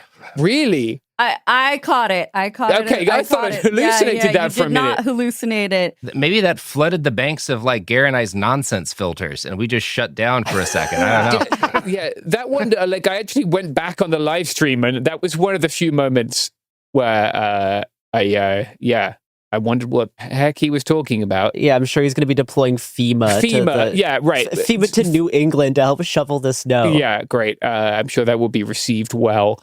Yeah, that was one of the more insane ones that it really took me a second to work out what on earth was happening. But yeah, I believe that was maybe a FEMA reference. No, I won't be happy until Homeland Security investigation agents are shoveling snow. ERO, yeah. Honestly, and make them do it in every state, even the ones without snow. Just get out there and pantomime it with a shovel, We got sand in California. Sure. We'll find them some work. Shovel some sand. I think the most interesting portion of the State of the Union address was when Trump talked about his tariffs, specifically because just days ago, the Supreme Court struck down his tariffs as not being legal. This will get discussed more in executive disorder tomorrow. Yeah. But I found this to be quite interesting because Trump acknowledged all of this and then discussed how he is going to keep doing the tariffs anyway, right in front of the justices. Yeah. Just openly talking about defying a Supreme Court order in front of them. And the camera kept going back and forth between the president and the justices as they just like sat there with a completely blank face as he's talking about defying their order. And this is like real peak constitutional crisis stuff. He kept saying it's an unfortunate ruling by the Supreme Court. Mind you, there was 4 of them there. They all stayed stoic, and some voted for him, some voted against him. So it was a mixed bag. But he was basically like, it was like, you know, when you do something wrong and the teacher lectures you in front of the class. It was very much that. They didn't really give him much of a reaction. He was talking about all countries and companies want to keep the deal, talking about tariffs, and it's saving our countries. And this is such an unfortunate ruling by the Supreme Court, but that it doesn't matter because he's going to keep doing it. We're still doing the tariffs. Yeah. We've talked a lot about it. You know, there's going to be a certain point in this administration there where it's going to come down to a Supreme Court ruling saying that something he's doing is illegal and he's going to keep doing it anyway. He's already flirted with this in the past year. There's a few kind of more minor moments where, if not fully breaking a ruling, was bending it to a near buckle. Yeah. But like I think this is the most blatant incident so far of the president just blatantly ignoring and then defying a Supreme Court ruling. And then he talked about how, you know, ideally tariffs will take the place of income tax, which sure, man. Good luck with that. Yeah, cool. He had a bit where he was like, we've worked out a new and totally legal way to do it. Is that when he mentioned that congressional action won't be necessary for the new tariffs? I think so. Section? Yeah, there was some new and That's established. Really chill. I mean, because that would be the legal way to do it. That's the power that Congress has. Yeah. We have the need to work it out. Like we've got that one covered. Oh my God. Do you want to talk about the ratepayer protection pledge? Yes. Sure. Yes. The idea that tech companies will have to provide their own power to the data centers popping up around the country, lowering energy costs for residents of these neighborhoods. Yeah. And this is relevant for a couple of reasons. He's talking about allowing, basically, the issue is that all of these data centers have increased electricity costs for a lot of Americans. And he's claiming we're going to put that on the tech companies by allowing them to make their own power plants. Yeah. Like that's probably, he says by making them responsible for like funding the power that their data centers cost. But specifically the way this is supposed to work is by letting them build power plants. Is that explicitly laid out in this plan? Because the way he said it certainly was unclear. I mean, he said they're going to have power plants.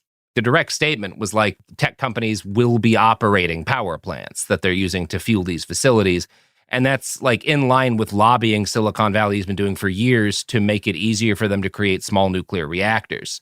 Like this has been for the last like several years. Silicon Valley interests, including like Kairos Power, have been pushing to make it a lot easier regulation wise to operate small nuclear plants. Like that's definitely what he was referring to. That's great. I feel good about that. Yeah, I mean, there's a good BBC article on it from like 2025 with the title "Why Big Tech's Nuclear Plans Could Blow Up," but it features like a lot of quotes from guys at AI companies and at Google talking about like small nuclear reactors could provide 24/7 clean energy near data centers, according to Haider Raza, an expert in AI and energy use at the University of Essex. Right. Like, there's a lot of these quotes that have been going around for years. So when I heard Trump say they'll have their own power plants, that's what I read it in the context of. Okay.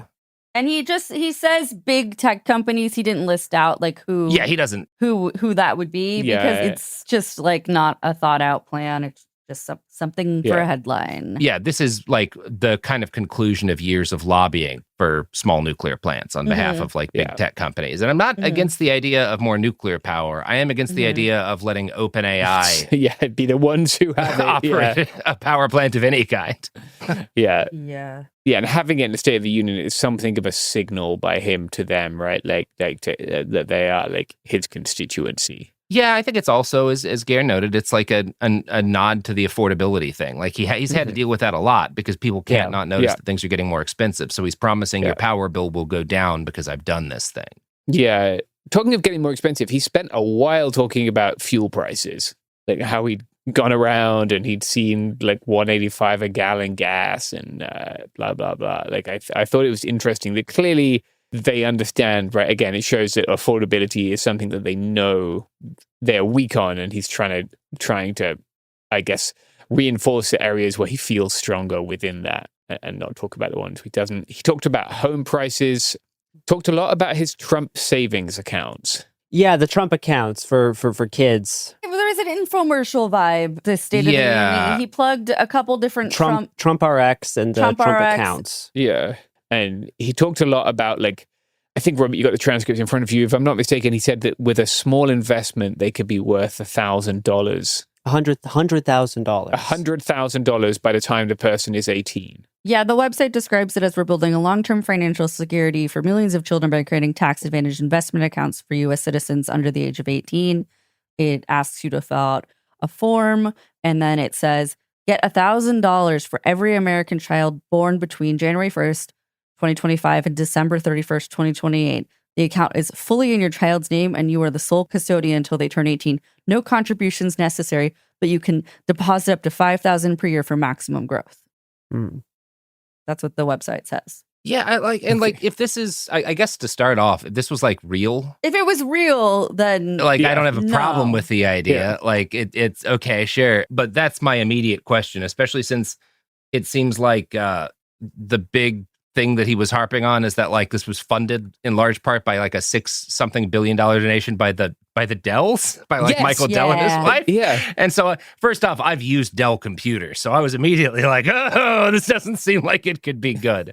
But yeah, I don't know enough about this program to really know though. It's just like it's a Trump thing involving money, so I'm on edge. But what are we actually looking at here? Yeah, so I'm just trying to work out the amount of interest it would take for that 1,000 to turn into 100,000 in 18 years. If I just plug it into the inflation calculator, yeah, even at 16%, that's not doing it. Well, if they put that 1,000 in Nvidia stock 5 years ago, then it's certainly possible. Yeah, which I think that's part of these accounts is that it's like it's tied in with stock investments. It seems like it doesn't sound like it's just like a high yield savings account. Right. The other Trump branded service that was advertised infomercial style during the State of the Union address was Trump RX, which is essentially Trump's version of Mark Cuban's Cost Plus Drugs website to get prescription drugs at very close to the cost of manufacturing. Something that Trump reiterated multiple times, that he did not name the Trump accounts or Trump RX himself. Oh, yeah. Sure.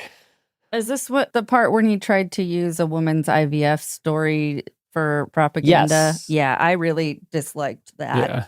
Yes, he did. He did. One of these people either brought in or sitting high up in the pews. He tells a lot of these little stories throughout the State of the Union. He talked about a woman who was trying to do IVF, and the drugs were very expensive. And now, thanks to Trump RX, it's less money. Well, it's just obnoxious because Trump said that he was, quote unquote, the father of IVF and claimed to be able to provide resources for people that want to pursue IVF. And he has not fallen through on any of those promises. He signed some executive orders that did he sure fuck did. all. And it's still an absolutely outrageous cost to do IVF. And he's done nothing. Yeah. So to use it as propaganda, I find it to be extremely offensive. Well, yeah, sure. But there's a lot that's offensive about the propaganda he does in this, like about the things he uses for propaganda, all the murders and like that's 100%. That's all this is. I just didn't want to skip over that because it's not going to get as much of a headline as some of the other horrific things he did, but it sucked. Yeah. You know what else sucks pretty hard, Robert? Ads. Not the ads for this podcast. Oh. No, absolutely not. No, I was thinking something totally different.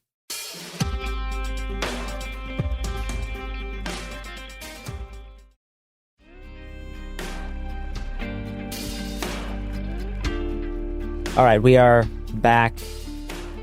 One thing that did get both chambers applauding, to the surprise of Trump, because both for the Democrats applauding and a little bit of the Republicans, is he talked about the Stop Insider Trading Act, which would somehow, I need to look into the actual bill itself, but restrict to Congresspeople from doing insider trading. And this did cause a lot of applause on the Democrat side and some applause on the Republican side. And Trump remarked on both being interesting and then made a Nancy Pelosi joke.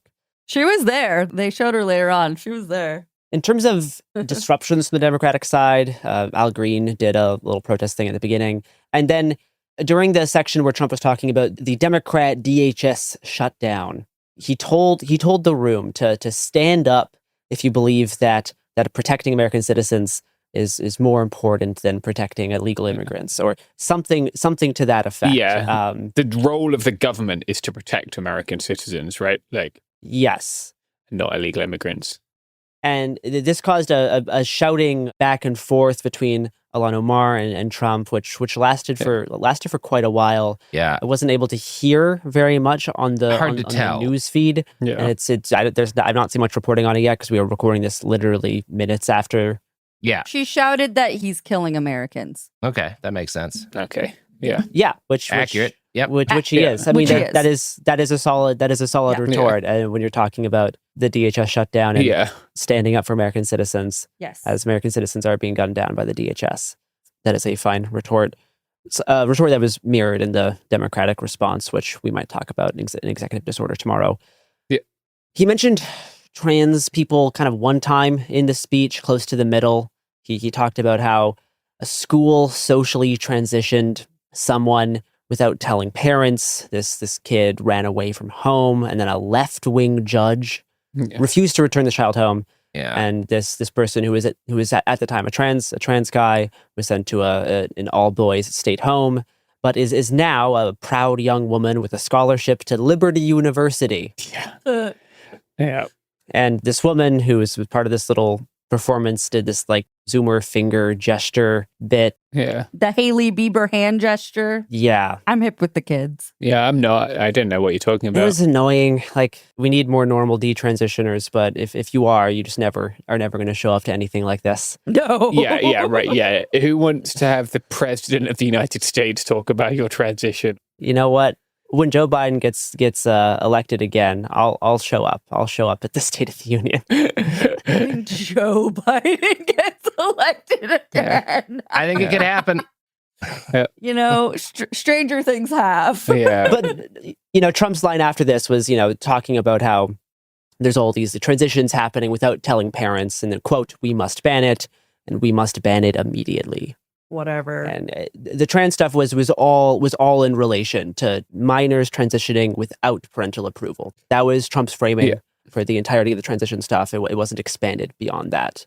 He did go off script to be like, these people are crazy during that. Yeah, when the Democrats didn't applaud for his trans comments, he did start talking about how deranged the Democrats are. He said, "Shame on you," and got a kind of a chant going almost. There was a lot of shame stuff back and forth in this section. Same thing during the stand up if you believe that the role of the government is to protect American citizens. Those were the most out and out fascist moments of this whole thing. Yes, in my opinion. Yeah.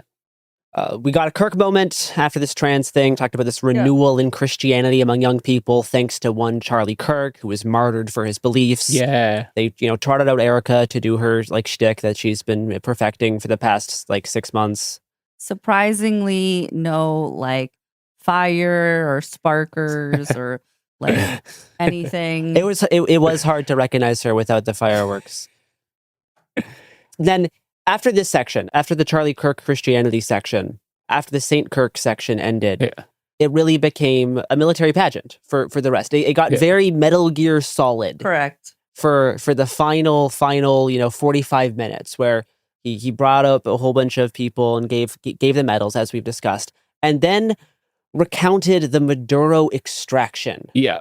In an extremely Metal Gear Solid style. You talked about, the bombing the Iranian nuclear facilities. He talked about bombing drug smugglers. and remarked that we, quote, seriously damaged their fishing industry, unquote, which is a little joke about how the people that they blew up might have just been fishermen, not actually drug smugglers. Well, and a joke about how like the fishing industry has collapsed because people are too scared to get murdered by the U.S. to go fish, so they support their families. Yeah, in addition to the fact that they were already struggling to afford fuel for, like, I know Venezuelan fishermen. Things weren't going great for them. Talked about how Hamas had to dig through piles of hundreds of bodies to find some of the slain hostages to return them as a part of the negotiations between Trump, Hamas, and Israel, and boasted that he had ended 10 wars. And Marco Rubio looked a little soulless. Yeah. Marky Mark. I took a little bit of a note on Marco Rubio because he said he will go down as the best ever Secretary of State. And it seemed like he was really throwing his support towards Marco versus Vance tonight at the State of the Union. No, because Vance is now in charge of the war on fraud, the totally real thing. Yeah. That is happening, which Trump announced as J.D. Vance's new role is to be in charge of the war on fraud. Great pick. Yeah. J.D. Vance, war fraud. But do you want to talk a little bit more about this, like, Metal Gear Solid, Hideo Kojima military pageant finale to this speech? Yeah, all I know about Hideo Kojima is he tweeted in support of the SDF and then deleted it. Sad. Yeah, well, you live by the tweet, you die by the tweet. A lot of this was kind of textbook fashy stuff, not to overly belabor the point, but the bringing out of the survivors and victims of crime, the parading of military heroes, right? Like, you can just go to Robert Paxton's book, which I have just over there, but I'm not going to read from it right now. Anatomy of Fascism. Yes, The Anatomy of Fascism. And you can start checking off the list, and you see so much of it here, right? Yeah, I mean, a mix of, like, war veterans from World War II. Mm-hmm. Trump had a lot of this to 1776, the fact that the 250th anniversary of the United States is coming up. Yep. And then the national betrayal and the scapegoat group and him being the renovation. Like, we got it all, baby. Mm-hmm. Yeah, his speech read like he looked at... Paxton has these motivating passions of fascism. And it looks like he kind of went down that as a checklist as whoever wrote this was writing it, right? Like, it has almost everything from that. The glorification of martial valor, like I said, the blaming of a scapegoat group, like, I alone can bring this nation back to greatness. Yeah. Things that not new. Fort Bragg is back, James. Yes. Actually, but a different Bragg. A different Bragg. Yeah. They found another guy called Bragg, which he didn't mention. Fort Bragg is back, but it's a different Bragg this time. And I'm sure it's just a coincidence. It's the same as the first. But no, like, Robert, I think you're totally right that, like, he started off by, you have to address the economic stuff at the front because he ran on so much of it, but they want to get through that as quickly as possible.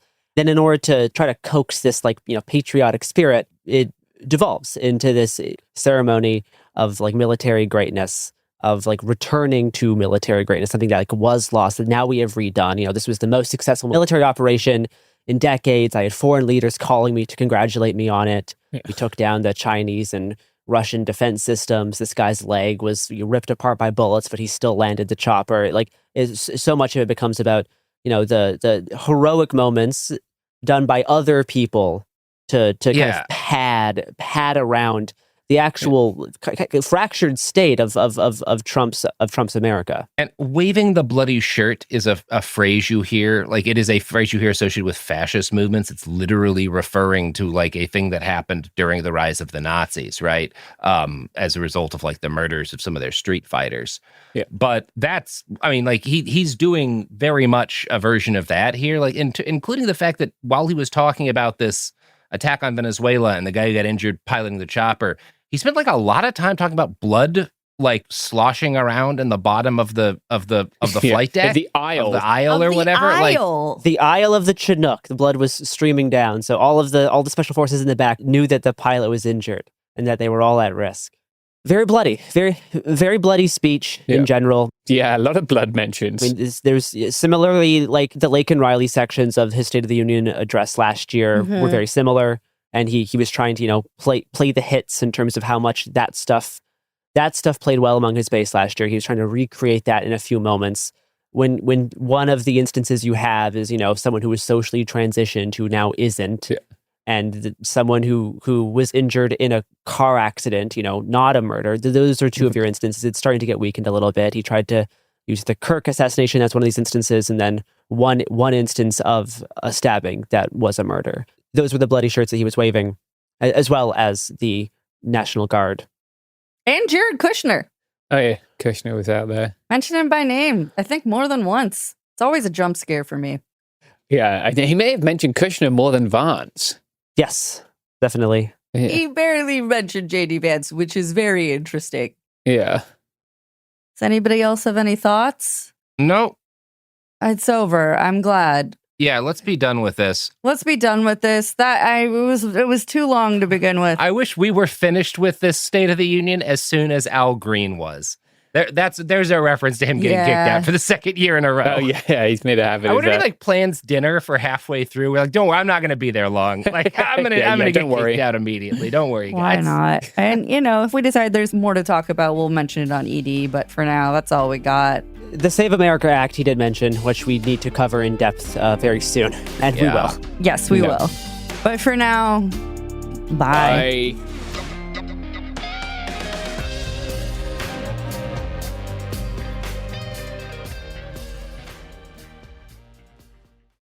Support for the show comes from Public, the investing platform for those who take it seriously. On Public, you can build a multi-asset portfolio of stocks, bonds, options, crypto, and now generated assets, which allow you to turn any idea into an investable index with AI. It all starts with your prompt. From renewable energy companies with high free cash flow to semiconductor suppliers growing revenue over 20% year over year, you can literally type any prompt and put the AI to work. It screens thousands of stocks, builds a one-of-a-kind index, and lets you backtest it against the S&P 500. Then you can invest in a few clicks. Generated assets are like ETFs with infinite possibilities, completely customizable and based on your thesis, not someone else's. Go to public.com/podcast and earn an uncapped 1% bonus when you transfer your portfolio. That's public.com/podcast. Paid for by Public Investing. Brokerage services by Open to the Public Investing Inc. Member FINRA and SIPC. Advisory services by Public Advisors LLC, SEC registered advisor. Generated assets is an interactive analysis tool. Output is for informational purposes only and is not an investment recommendation or advice. Complete disclosures available at public.com/disclosures.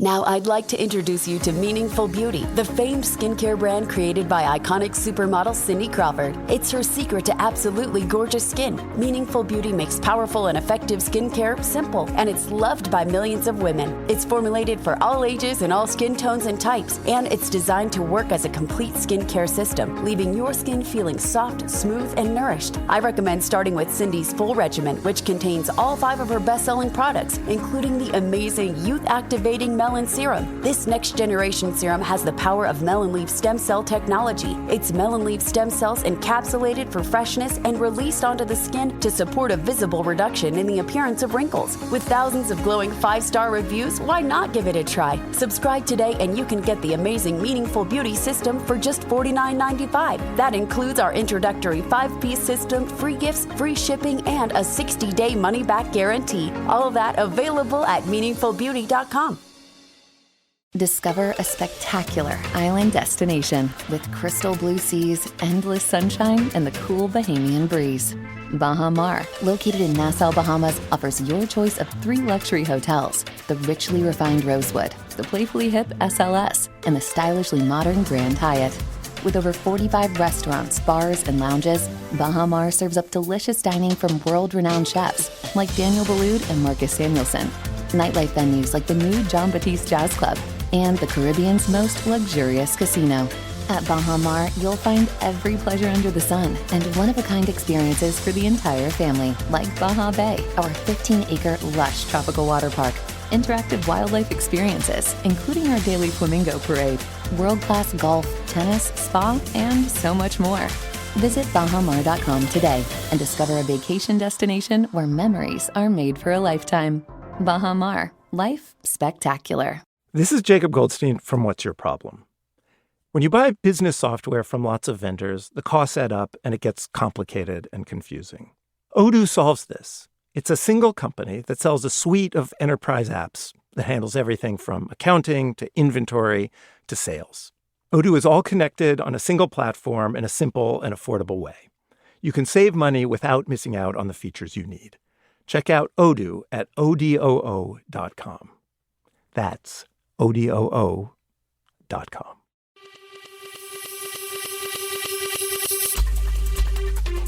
This is It Could Happen Here, Executive Disorder, our weekly newscast covering what is happening in the White House, the crumbling of our world, and what this means for you. I am James Stout, and today I am joined by Sophie Lichterman and Mia Wong. This week we're covering the week of February 18th to February 25th. We'll also have a segment by one Garrison Davis added on later. They were out in the field covering a story, which will be an episode coming out soon. But yeah, they were inside the Capitol, not the on January United 6th. States Capitol. yeah. But Zohran Mamdani, I understand, is going to pardon them, and it will be fine. oh my gosh. Should be like 4 people who actually believe this. Yeah. Oh, Please God. don't take to the subreddit. Garrison has not been arrested. So up a couple of small things, I guess. Last week, the Georgia State Elections Board voted to reprimand Elon Musk's America PAC for mailing absentee ballot applications pre-filled out with voter information during the 2024 elections. That violates state law. Yeah. Yeah. And they did this thing. I don't know if you remember this. Like, they didn't indicate, like, it wasn't a ballot. It wasn't from the government to vote with. It was from Elon Musk. What? That's so unhinged. Yeah, he was really on one back then. It'll be interesting to see how he approaches the midterms with his America Party. Wow. SCOTUS did say that USPS is legally immune for intentionally misdelivered mail. They're basically saying, and this was a 5-4 decision, and it happened on Tuesday, February 24th, that the U.S. Postal Service can't be held liable for intentional failure to deliver mail. Unhinged decision, by the way. That the actual story behind it is this black woman who was renting property out to people, and all the people were pissed about it because they're racists, and so they were doing shit like intentionally not delivering bills and stuff. They were like locking their mailboxes with like locks that no one had the keys to because the post office people were just putting locks on it, and it got ruled that they have immunity for this. Wow. That's bizarre. Yeah. I mean, all of this just feels like it's being targeted for voter suppression, but yeah, that's a bigger story. Yeah, but it's also another case of Supreme Court says racism fine. Yeah. Many such cases. Yeah, that's the doctrine. The other thing was that this week, as part of the DHS shutdown, Lewandowski and Noem decided that they were going to shut down TSA PreCheck and Global Entry. So those, if people aren't familiar, are like expedited processing. One is for getting on the plane as you go through security there, and the other one is for when you arrive in the United States and you clear customs. This lasted for like minutes. It seems the White House intervened. Yeah. I think global entry is still paused. There are other ways in which having a global entry card can expedite your entry into the US still. But the pre-check thing did not last very long because that would have probably pissed off all the wrong people, right? Like, yeah, and also made lines even longer, which is... Airports are already a nightmare. Come on. They would have gotten killed by their own congressional staffers. Right. Yeah. You think Ted Cruz doesn't have TSA pre-check? Please. The idea that, like, okay, so we're like, A, they're forcing all the TSA people to work anyway, right? Because they're essential employees. But B, like, if you can find a way to make those people work less, let's say by having a group of people who have been pre-cleared so the TSA people don't have to spend quite as long checking them, that helps, actually. Like this is not a cost-saving measure. This is them clearly just trying to punish people and put it on the Dems. I simply have TSA pre-check just so I don't have to take off my shoes, and because it brings me great joy when I get to ditch people who do not have it. Love ditching Robert Evans at the airport. And every time we travel together, it's a battle of who will get through the line first. And one time it was him, and he was like, ha, ha, ha. And you know what? I deserve that. a previous job bought me that PSA pre-check, and I've had it for years. And wow, I love not taking my shoes off. That's it. That's the only perk for me. Good. I'm like, wow, gets to wear shoes. First world problems. Oh yeah. Let's talk briefly about Mexico. Yes. Oh God, dramatic tone shift. Wow. Yeah. Well, you might use your pre-check on a trip to Mexico. Wow. James, yeah. transition. Wow. Yeah, that's a transition. That's what we do here. Spicy. Yeah, professional podcasting. The Mexican military killed El Mencho on Sunday.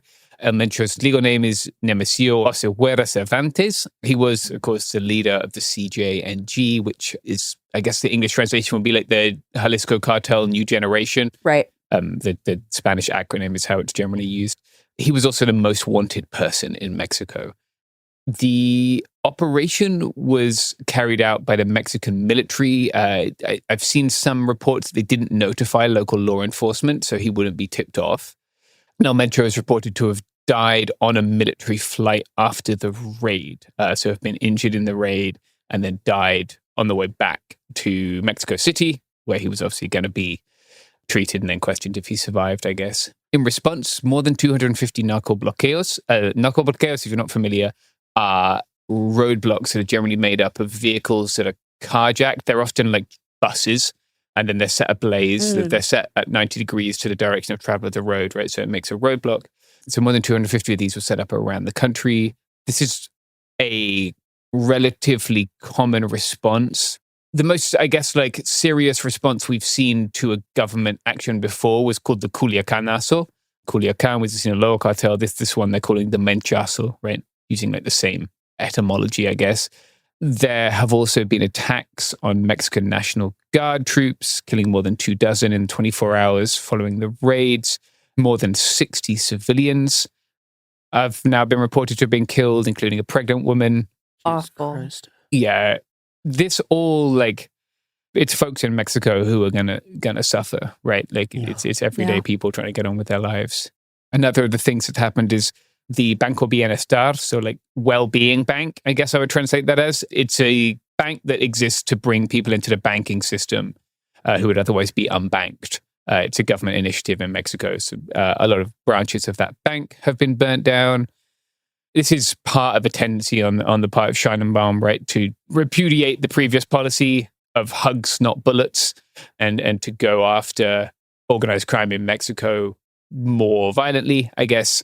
It seems like the country's security forces have been leading the charge against the Sinaloa cartel, and this maybe indicates that it's the military who are going after the Jalisco cartel. So, like, the two branches are pursuing separate missions against different entities, right? It remains to be seen if there was any U.S. involvement. I kind of take issue at the knee-jerk suggestion that there has to have been U.S. involvement. Like, the Mexican government is more than capable of doing state violence. It has done so for a long time. Yep. The Mexican government is capable of acting on its own. Not everything that happens is about America. I don't want to cover this in too great of a detail. It's not really a beat that we report on, other than that this is a relatively major occurrence in Mexico. Yeah. Mm-hmm. And Gare is going to plug in now. Future Gare, tell us what you got. Hello, Garrison Davis here with Sophie Lichterman for a special segment about the Super Bowl commercial for Ring, the doorbell owned by Amazon. Yep. During the Super Bowl, Amazon's Ring doorbell aired a commercial showing off a new feature called Search Party, which was advertised as a way to locate lost dogs by automatically searching through footage captured by Ring cameras in the neighborhood to track a pet's movements. Ooh, who picked the name Search Party and who thought that wasn't creepy? Search Party is interesting because it makes you think of like a crime scene. Yes. That is a brain link that they may not have intended. Let's play. Yes, please. The audio from this commercial, because as Sophie discussed before we started this segment, we're unsure of the overlap of It Could Happen Here listeners and Super Bowl watchers. So here is the Ring commercial audio. It's 30 seconds. This is Milo. Pets are family. But every year, 10 million go missing. And the way we look for them hasn't changed in years. Until now. One post of a dog's photo in the Ring app starts outdoor cameras looking for a match. Search Party from Ring uses AI to help families find lost dogs. Since launch, more than a dog a day has been reunited with their family. Be a hero in your neighborhood with Search Party. Available to everyone for free right now. Join the neighborhood at ring.com. Join the neighborhood. No. Also, when did they launch this? Do we know? It's launched. I'm pretty sure Search Party is launched. I just don't believe that dog a day bullshit. It launched in late 2025. Okay. And I can speak to this a little bit more, actually. Sure. Because I saw this feature early when I was in Las Vegas, actually. Right. This commercial, this intends to portray, a heartwarming unification of a dog and its owner. But in effect, the ad sparked public backlash, including from politicians like Massachusetts Senator Ed Markey and privacy rights organizations, and among normies. Because this ad accidentally demonstrated the technological capacity to turn every neighborhood Ring camera into a web of surveillance that AI can use to locate anything based on a picture. Now, as I said, I saw this feature unveiled at CES last month, and I talked about it on Better Offline. At CES, the AI search functionality was described like this. The owner of a lost pet can upload a photo and post a notice in the Ring app. Then Amazon will utilize Ring cameras in the area to search for matches, and if a match is found, the owner of the camera can share the footage with the owner of the lost pet. But the public display of this technology during the Super Bowl has stirred trouble and bad headlines for Amazon.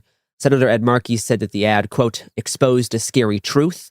The technology in its doorbell cameras can be used to hunt down a lost pet or a person. Mm-hmm. Americans oppose this creepy surveillance state, unquote. And the privacy rights organization, the Electronic Frontier Foundation, wrote in a statement that the ad was, quote unquote, disguised as heartfelt, but actually, quote, previewed future surveillance of our streets, a world where biometric identification could be unleashed from consumer devices to identify, track, and locate anything, human, pet, or otherwise, unquote. Now, these concerns are in the wake of high-profile ICE raids targeting neighborhoods and a recent announcement that Ring was going to partner with the police surveillance company Flock, which operates large-scale integrated camera systems that allow police to tap into a network of surveillance in urban areas through cameras and license plate readers.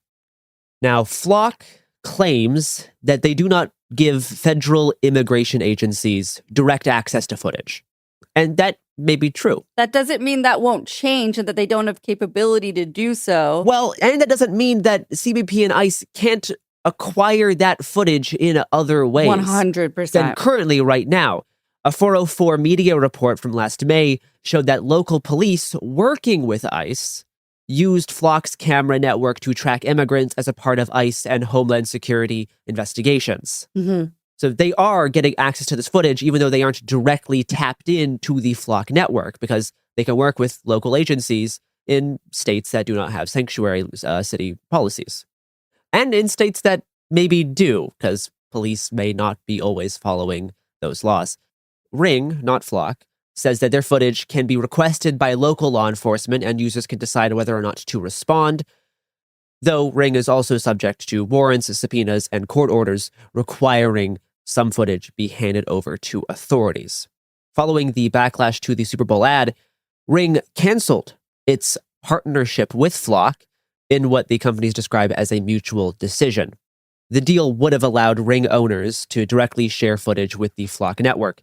Now, all of this happened around the same time that the FBI was able to access recorded footage from Nancy Guthrie's Google Nest camera as a part of that kidnapping investigation, despite Guthrie not having an active recording subscription. So this too sparked privacy concerns.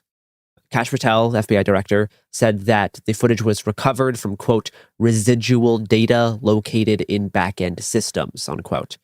This was footage that Google records and stores for free on a temporary basis, usually for a few hours, before it is, quote unquote, deleted. So if you have one of these Nest cameras, Google will store a few hours of footage for you to look at for free, and then says that it's going to be, quote unquote, deleted.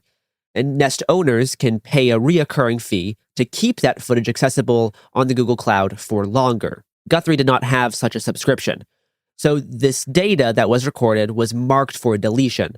But data deletion is not an immediate process. It just marks a piece of data as being okay to write over with new data, which means Until that happens, fragments of that data can be retrieved and pieced back together. But this can be tricky and take a lot of time. And in this case, it took Google over a week for a very high-profile case.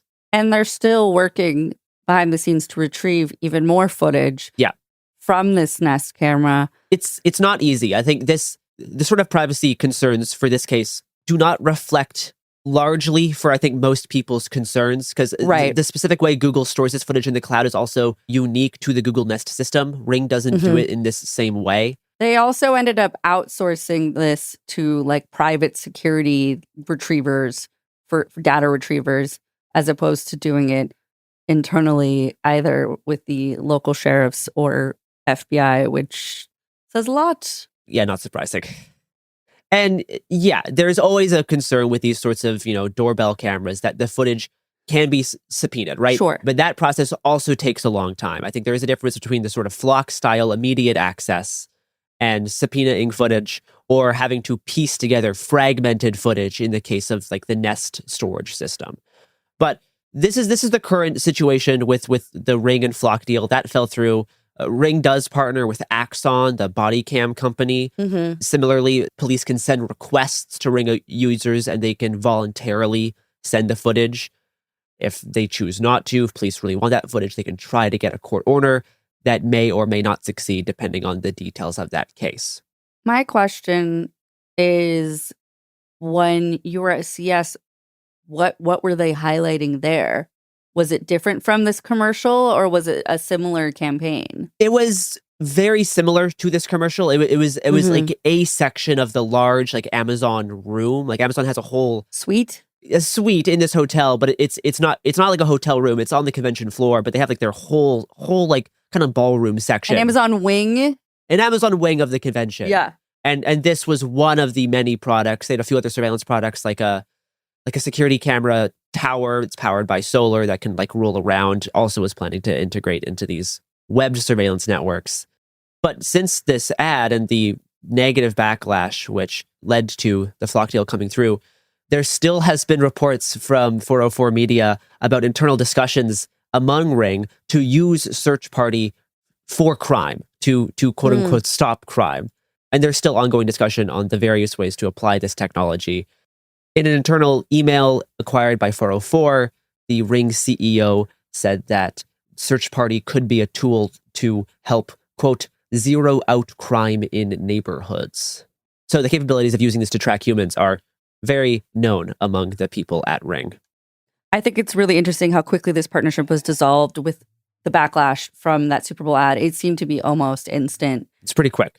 Which shows that when something's really bad and you point it out, sometimes that can work to stop said bad thing. Yeah.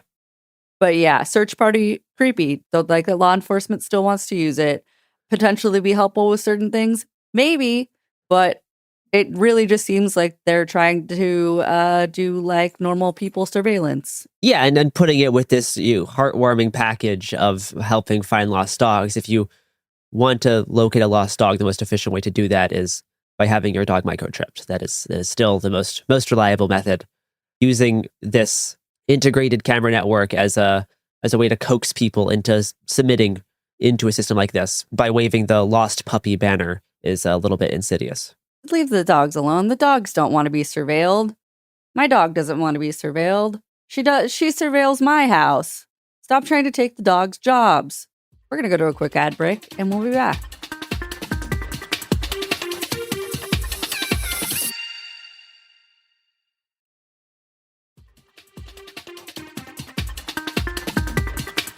And we're back. And I just wanted to follow up on something that was kind of overlooked from the State of the Union, which was, kind of a throwaway discussion about IVF. And I just wanted to give some information because I think it's worth talking about.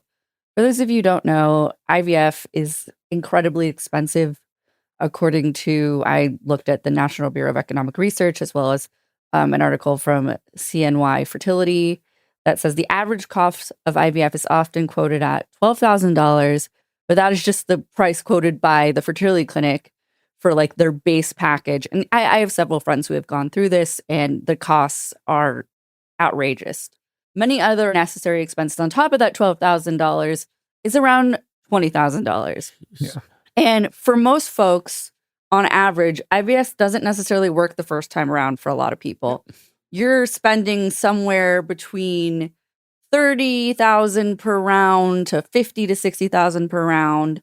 And, you know, despite infertility being a medical diagnosis and IVF being the best medical treatment for that, a 2018 analysis of the IVF insurance market by Mercer found that 74% of Americans do not have insurance coverage for IVF. And, you know, just from speaking with friends, even if they do, it's still outrageously expensive. Yeah. So we're looking at a cost of about somewhere between, depending on insurance or without insurance, and that's not even including the medical costs. That's not including the downtime costs of not working. That's not including if you're just doing egg retrieval and the cost of storage. But these expenses are outrageous.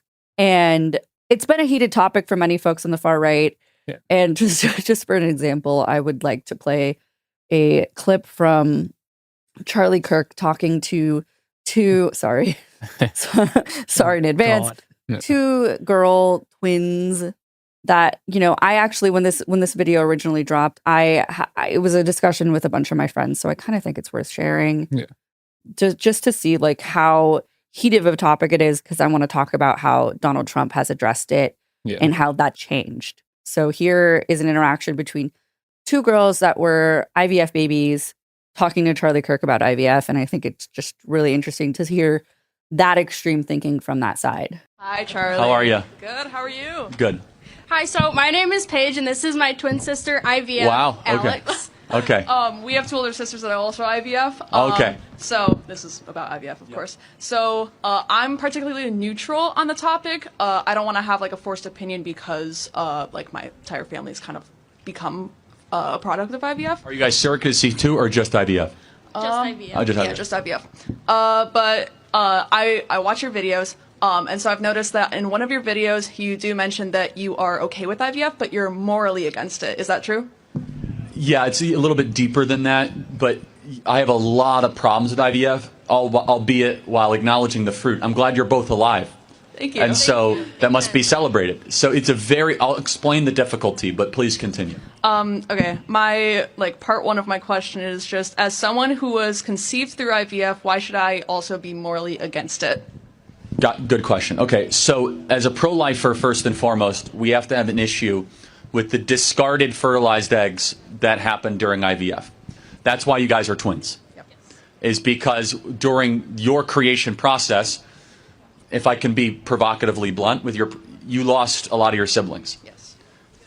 Right? Am I correct in saying that? So for our older sisters, they had 6 embryos in their batch. 2 came out, of course, but for us, there were 3, and then 2 came out. Yeah, and so that's my first problem, is that it definitionally is saying, like, we're going to discard life to get to life. Yeah. I have a problem with that. So I do agree, but in a certain way, So in a certain way, those embryos, say they weren't going to become anyways, but at least we were trying because they were going to be raised in a house where we are pro-life and we really wanted to be able to have kids and cherish that. But by taking that loss, they were able to have at least us out of the 3. At least they could have the 1. So it's kind of, I don't know where I'm going with that. I understand what you're saying. So there's a pro-life way to do IVF, which is only implant the eggs of which the children that you actually want to raise. And so, by the way, you have a lower likelihood of working because in your case, it would be maybe 2 or 3. For example, the way that the IVF doctor will sell it is like, look, here's 6 embryos. You'll be lucky if 1 or 2 implant to the uterine wall. Let's see what happens. Now, in certain cases, 4 implant to the uterine wall and you get quadruplets, right? Yeah. Right. Which is what happens. I find that to be a little bit creepy, to be honest, that a doctor can kind of call shots on what life is going to live and not live. I think you're a little bit creepy. Does this guy understand what an egg is? I guess, ideologically, obviously, no, but, what? How does he think that? Yeah, so that was, an extreme side of things. Yeah. That opinion of you're killing your siblings and, that sort of thing. I just find it the beginning of that video. I talked about it with a lot of my friends when it first came out. I just thought it was so interesting that where he's like, "Well, I'm glad you're alive, but you're immoral," is such an unhinged stance. Yeah. Meanwhile, during the Trump campaign, sorry in advance, Donald Trump's voice. Kirk Trump back to back. I should get hazard pay. After listening to it for like two hours last night of the Yeah. Trump deeply pivoted. We're going back to like about a month before the election in 2024, but he deeply pivoted on IVF after the Alabama Supreme Court issued a ruling that effectively halted IVF treatment in the state by declaring that frozen embryos are legally considered to be children. Jesus Christ. This decision led to a temporary shutdown of IVF services at major clinics due to liability risks. This is, from Johns Hopkins Public Health website. Yeah, and so that started a big discussion and split lots of different people on different political sides about the topic. Yeah.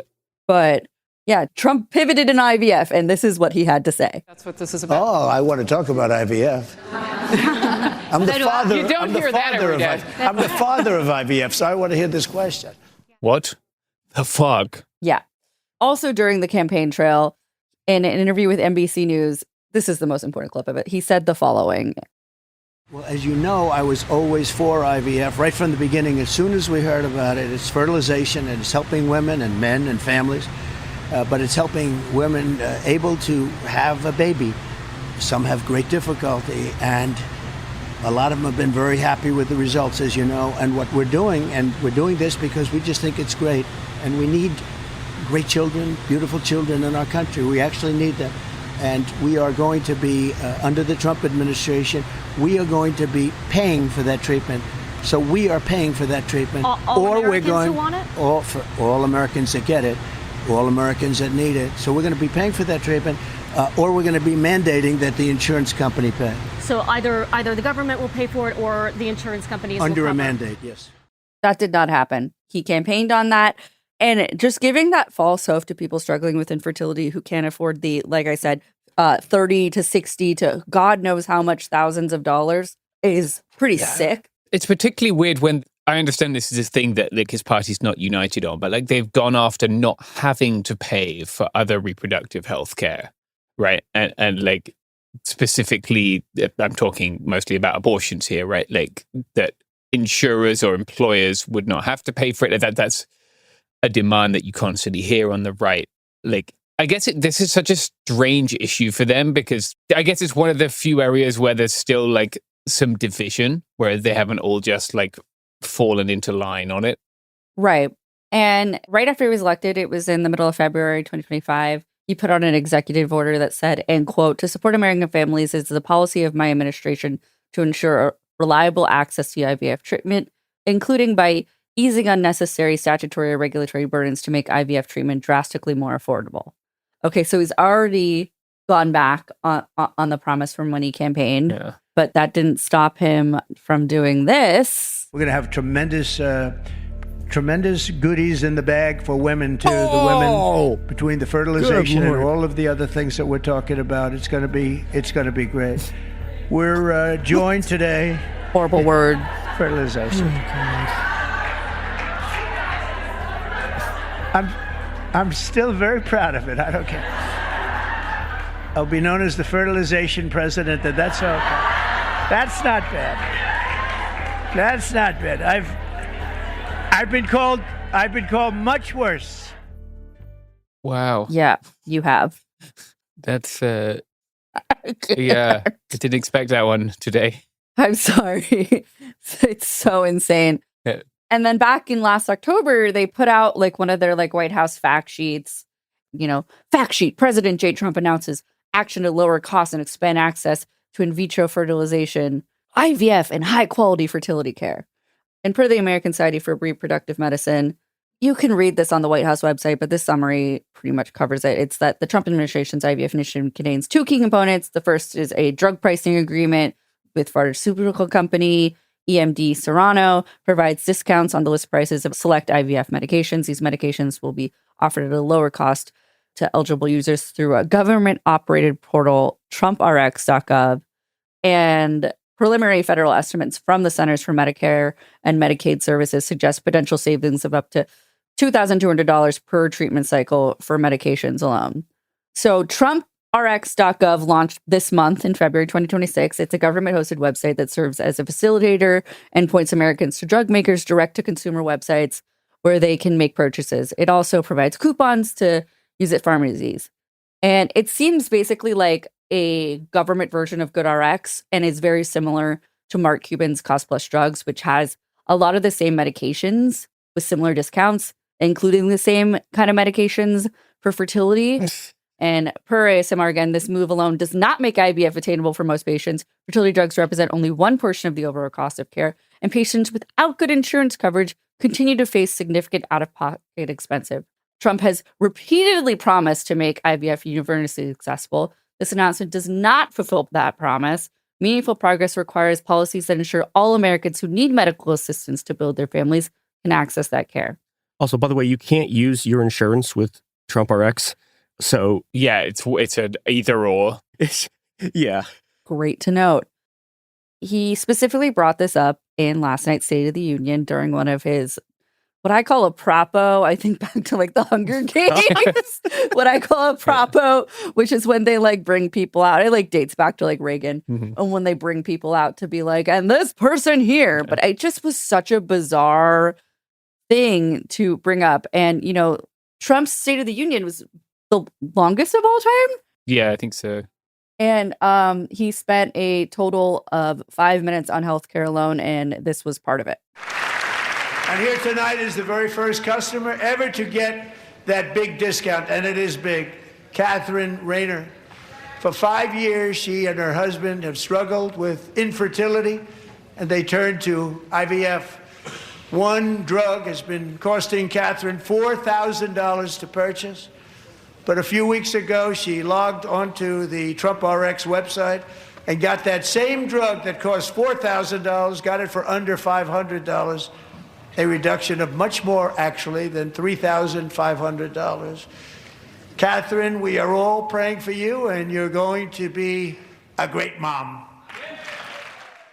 Really creepy. Yeah, imagine having the president talking about how you've been boning. Like what a fucking, how you're having trouble. That's a difficult thing for a lot of people to talk. Like, I've had friends who have gone through IVF as well. Like, yeah. It's a thing that happens when you're in your 30s. But like, it's a hard thing for people to talk about, let alone to have it talked about in front of the whole fucking country. Fertility and infertility is such a personal thing. And it's really to use that woman's pain to promote your drug discount website.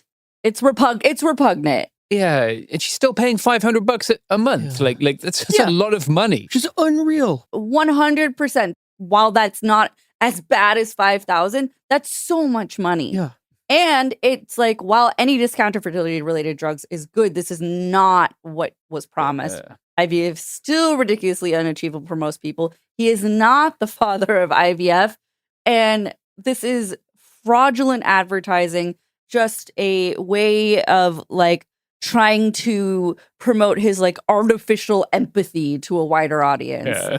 And it's despicable, and fertility issues do not need to be played with like that. That's what I had on that. It was like a very big throwaway comment, but I thought it was worth talking about because there's been like a linear lead up to what that was. And I think it's important to talk about. Yeah, definitely. Yeah. Anyways, James, you have more to talk about.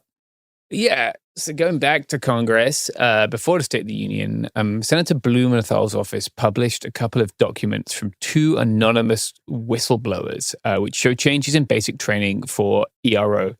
ERO are enforcement removal operations, so they're one of the branches of ICE. Right? You also have HSI, and then like ICE administrative stuff.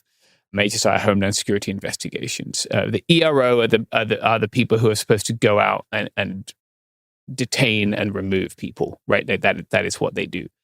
The documents show, quote, cuts of more than a dozen significant practical examinations, which potential ICE ERO officers no longer must undergo. In fact, the cut is 16 out of a previous total of 25. So there are now just 9 of these practical exams, whereas before there were 25. The exams removed include, quote, judgment pistol shooting, determine removability, encounters to detention, and detention to removal, as well as criminal encounters. So these are like exams that would test the knowledge of the potential would-be ICE agent on these issues, right? So you just don't have to know that anymore. Yeah, well, you do an open book test. Wait, it's open book? Multiple choice. Yeah, it is now. Yeah. In some cases, there isn't a graded practical exam at all. It's just pass fail. An open book multiple choice test? Yeah, to determine your understanding of the law, right? Or becoming a testing lib now. Judge, yeah, I know. Christ. Right, like I guess I should caveat all of this by saying, like, the people who killed Alex Pretty and Rene Good were exceptionally well trained. They had been trained for a long time. They had been in DHS for years. It didn't stop them murdering American citizens in the street. I'm not saying that. Yeah. Like, I'm not Joe Bidening this, but this is still notable. There is also the wholesale removal of some classes. These classes that have been removed include the use of force simulation training. That's like they watch a video and they have like a laser pistol. That's how they simulate use of force there. Well, they used to, I guess. Also, the training on the legal structure of the United States government, ERO authority, and use of force. It also shows a huge reduction in the overall training, which we also heard from Ryan Schwank, who we'll get to in a minute, but he was a former lawyer with ICE who testified to Congress. Todd Lyons previously told Congress that the FLETC, that's a federal law enforcement training center, it's in Georgia, had been moving from 5 8-hour days to 6 12-hour days. So although the number of training days for ICE agents have been cut, the number of training hours was the same. They were just going to get through it with their grind set, I guess. But the whistleblower documents show that they're still appearing to do 8-hour days. Like the number of days has been cut and the number of hours of training in each day has remained the same. There are some longer days, but mostly those are people who have to make up the PT test, or like some nights seem to go later with practical stuff like first aid and shooting. But the bulk of the days continue to be 8 hours. There are now 42 total days versus 75 before. Some of this was already public, actually. In certain like forums and subreddits, ERO officers have been posting about like the faster training course for a while. The documents show a target of 4,007 new officers in fiscal year 2026. They would aim to have commissioned 4,000 new ICE officers by the end of September. We also heard from Ryan Schwank, who testified to Congress, and they published some excerpts from his testimony, which I'm just going to include here. A couple of quotations. Quote, I am duty-bound to tell you that the ICE Basic Immigration Enforcement Training Program is now deficient, defective, and broken. And another quote here, without reform, ICE will graduate thousands of new officers who do not know their constitutional duty and do not know the limits of their authority and do not have the training to recognize an unlawful order. And finally, ICE is lying to Congress and the American people about the steps it is taking to ensure its 10,000 new officers faithfully uphold the Constitution and perform their jobs. Schwank was hired in 2021 as an assistant chief counsel for the ICE Office of Principal Legal Advisor. He also served as a resident attorney at Dilley, which is a detention center for families and children. And at some point in his past, he was a private practice immigration attorney. What? Good Lord. This is not like a particularly woke guy, I would say.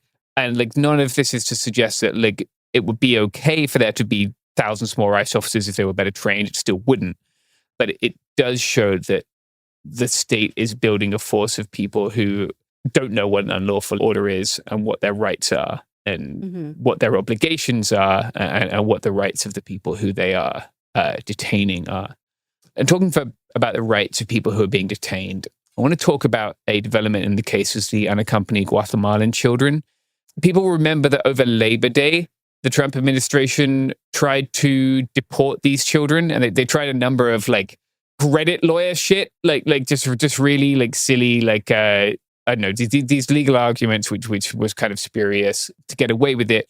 And they were prevented by a restraining order, right? If you remember, like the judge Sparkle Supnanan, who was the first judge who issued the restraining order, but like did so in the middle of the night over Labor Day weekend, and sent one of their attorneys to the airport to prevent them. Christ. Yeah, the truly like last minute stuff.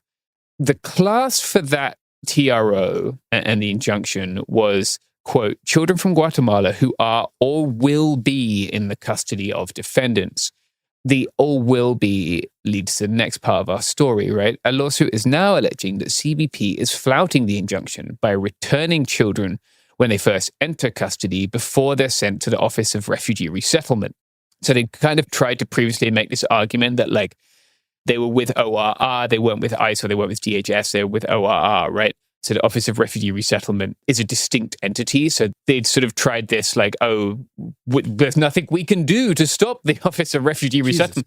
And that had not worked, right? The suit also alleges that, quote, defendants are using misinformation, coercion, threats, and fear to persuade children to relinquish their rights and sign paperwork purportedly accepting a form of expedited voluntary return. This is common across DHS, right? Yeah.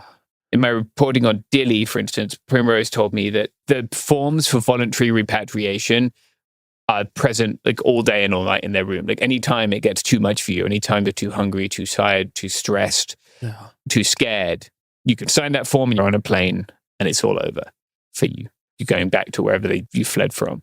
Included in the case is a claim by an attorney at the National Immigrant Justice Center that unaccompanied children have been given a document that, quote, completely misstates or at least dramatically misrepresents the immigration laws that apply to unaccompanied immigrant children, and it conveys to vulnerable children threats that are, quote, in clear contravention of the entire system implemented to protect and promote the safety and best interests of unaccompanied immigrant children pursuant to the Trafficking Victims Protection and Reauthorization Act of 2008.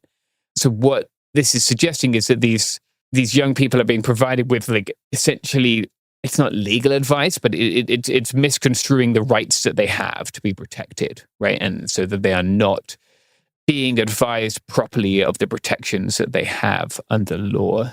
I'm going to keep an eye on this one because I don't love the phrase unaccompanied minors when we talk about this because these children are often accompanied. There are people who are with them who care for them on their journey here, right? I've seen this firsthand. It just means that their immediate family are not with them. Yeah. But like we saw in the State of the Union last night, right? When the Trump administration talks about migrants, it wants to talk about people who kill children, right? Like that is the thing that or hurt children. That is the thing that they trotted out a couple of times last night.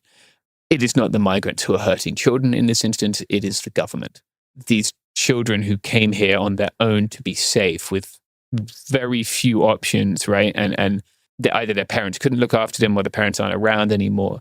There is not a more sympathetic case, right? There's not a clearer example of people we should be looking after as a state or a community or a nation or whatever. And the fact that they're trying to turn these children around and boot them back to the dangerous situation they came from is really morally appalling. We'll keep reporting on it because I think it is like a very important thing to shed more light on. Absolutely. It's horrifying. Yeah. Just on a basic moral level, like being the person whose job it is and apparently doing this job of trying to construct fake legal arguments so you can fucking deport children. Like, what the fuck? Yeah. It's just so evil. Yeah, it's horrible. Like I've spent a lot of time with migrants. I've spent a lot of time with migrants with children. I've known plenty of children who are traveling without their parents. Yeah. And the things that they go through just to get here are horrific. And the things that they're going away from are probably worse. And to think that those kids could be booted back to the places that they fled within 72 hours of arrival before they're transferred to ORR, right? After months, potentially years, it's genuinely appalling to me. Like, few of these things shock me, but they still disgust me. And I really hope that this is something that will continue to get coverage, not just here, but elsewhere, because like these are the most egregious wrongs that the immigration system does. Yeah. Let's take a quick break and then Mia will be back with some tariff talk.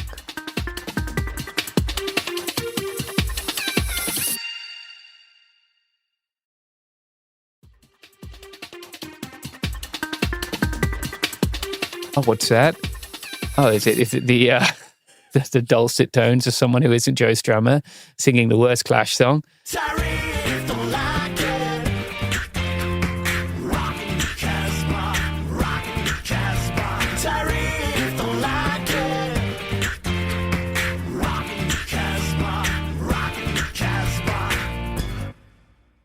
I love how consistent you are with that, James. It's the worst Clash song. It really pisses me off. Like people, they think, oh, the Clash, and then they go, no, the song that they played while they were fucking bombing Iraq in 1991 that made Joe Strummer cry and wish he hadn't written it. Yeah, appalled. Listen to other Clash songs, please. Oh, God.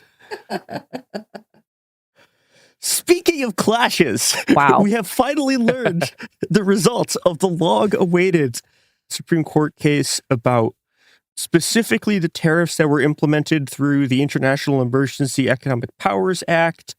Those have been struck down. So this is the retaliatory tariffs. This is the Liberation Day stuff. The ones on Canada and Mexico. Some of the tariffs are still in effect. We will get to that in a second. Like, for example, the aluminum and steel ones, et cetera, are still in effect. I'm going to be doing a full episode about this case and about what's going on with tariff policy now because it's very convoluted and weird. Mm-hmm. But what's important for our purposes here is that in a lot of ways, this is a very narrow ruling in that it is just specifically about this one act, IEEPA. And what it specifically very narrowly says is that the IEEPA does not give Trump the authority to do tariffs. What it doesn't say anything about is his ability to use other acts, and we're going to talk about that in a second, okay, to do tariffs. And it also doesn't say anything, and I think this is actually very important, about the completely unhinged state of emergencies that he's been declaring in order to be able to use the IEEPA. And that's also going to be very important in a little bit because there's no ruling on that. He's probably going to be able to do some of this stuff with other tariffs. So basically, immediately after this ruling, Trump imposed a 10% tariff across the board using Section 122 of the Trade Act of 1974. So he implements it at 10%, and then the next day he says it's going to be 15%. The current rate as of date of recording on Wednesday, the one that's actually being assessed at customs is 10% because he hasn't signed an executive order to actually lift the 15%. It's all very weird. It's all very sort of extremely chaotic. So right now, the 15% hasn't gone through, but I want to talk about this Section 122 thing that he's using right now because this is a significantly less broad authority than the authority he was claiming before. So, okay, first off, it's worth noting that Section 122 has literally never been used to enforce tariffs before. For reasons we'll get into in a second, because it's very weird. And it's also going to be very, very difficult to do the kind of Calvin Ball tariff policy Trump was implementing, where he just sort of says a thing and a tariff appears. So the thing about 122 is that instead of the thing that Trump was doing before, where he was just tweeting out a tariff rate for an individual country because he was mad at them, Section 122, it only allows you to set a flat tariff rate for every country in the world, and the maximum tariff rate is capped at 15%. The other thing that's notable about this is that Section 122 tariffs also need to be approved by Congress after 150 days, at least in theory. The Cato Institute, interestingly, is arguing that Trump theoretically could just extend it for another 150 days after the first one. But this would be a huge mess because there's no way he can win a tariff vote in Congress. There's just absolutely no way. Now, the other important aspect of this that's very weird that I think is going to become a very large sort of point of discussion in the coming weeks is that Section 122, so I've read this section, it says specifically, quote, it can only be used to levy tariffs, quote, whenever fundamental international payment problems require special import measures to restrict imports, one, to deal with large and serious United States balance of payment deficits. Now, that's vague. Yeah. Oh, yeah. Well, but here's the thing, though. Here's the thing. So I tried to write a version of this where I tried to explain balance of payments and what a balance of payment deficit is. I'm going to do that in the other episode. It's too convoluted. But what's really important about this is that Trump has been complaining about trade deficits, and the state of emergency is over a trade deficit. A trade deficit is not a balance of payment deficit. But balance of payments is an accounting identity that has to do with, like, it's literally like the sum of all exchanges between everyone in the U.S. and everyone outside of the U.S. So you, by definition, can't have a deficit in it because it's the accounting identity. It tracks both sides, right? So if someone in the U.S. is sending money to someone, it tracks both the fact that the U.S. person sent the money and the fact that the other person got the money. Yeah. So you can't have a deficit because it's always 1-to-1 because it's tracking both, right? So you're saying the limit does not exist? Yeah, it's unhinged, and like, you know, and specifically for the U.S., right? It is possible to get into trouble with balance of payments if you can't just print your currency. Like if your currency is on the gold standard, you could in theory get in trouble here. Now, a notable thing about the United States is that we are not on the gold standard. Yeah. So we literally, even if you use definitions of balance of payment where you could theoretically have one of these problems, the U.S. cannot have a balance of payments crisis. It cannot. It definitionally cannot have one of these, right? And the thing about this, right, is you're going to hear a lot of people talking about how the U.S. is a balance of payments crisis. If the U.S. was having an actual serious balance of payments deficit right now, there would be riots in the streets. And that's not an exaggeration. This is normally what happens. Normally, balance of payments crises are a country owes a bunch of money and they straight up do not have enough U.S. dollars to pay that off. And when that happens, things happen like suddenly there's like 500-person lines outside of every gas station because there's not enough money to import gas.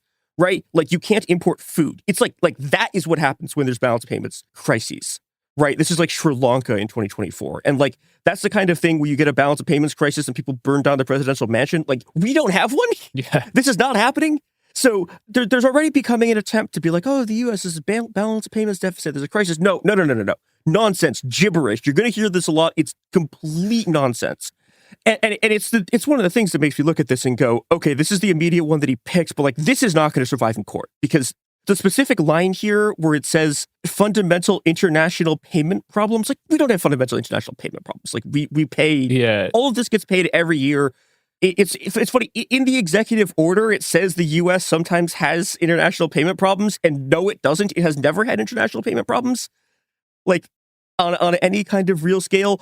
The closest thing you can do is look back at periods when the U.S. was again on the gold standard, and even then we were fine. Like it's complete gibberish. I'm pissed about this. I'm annoyed that I have to go back to balance of payment stuff. But this is probably not going to hold up when the inevitable next lawsuit goes under. However, there are a couple of other trade authorities that he can use that they've been talking about using. And some of them have been used already. So broadly, we've been talking about like two kinds of tariffs on this show. We've been talking about the tariffs that are on a specific country, and those are the ones that are basically gone. We'll get to the one exception to that in a second. And then there's been the ones that are on goods. So if you remember, like there was a tariff recently on like vanity cabinets and like stuff like that. Yeah, I do remember that one. So, yeah, really weird niche things. James, wait till I talk about what the legal authority of tariffs on kitchen cabinets was. There's a special constitutional exemption for those. It's so bad. Wow. Okay, so this is the section 232 of the Trade Act 1974. These are these specific tariffs, and these ones are supposed to be tariffs on goods in response to threats to national security. So hang on. Join the dots for me. The price of imported cabinets are being too low. Yeah. Is a threat to national security. It's a threat to national security. And it's funny because this is the one the legal experts think actually can potentially survive challenges because it's national security. But it's like, okay, like, I get our Supreme Court. The fact that this ruling was 6-3 is frankly ridiculous, given that, again, Trump was pretending he had legal authority to issue tariffs in a bill that literally never says the word tariff and had never been used to raise a tariff before.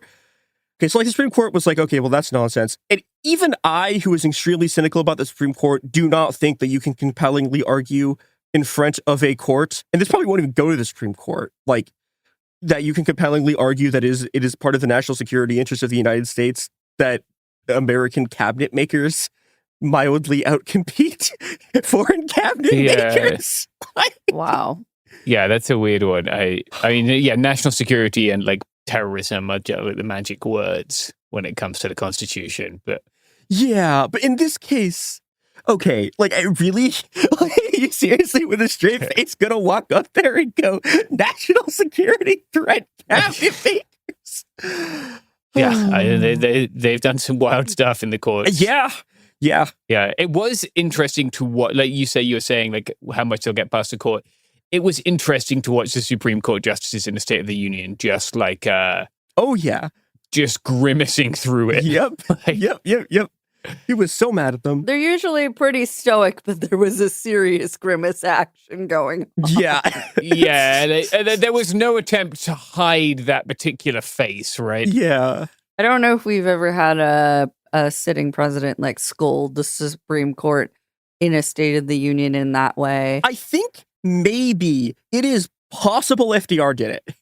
Yeah, I was going to say, I can see... Because FDR did try to pack the court at one point. Yeah. That was at least funnier. Or at least back in the day when they used to like fight on the floor of Congress, like something back then.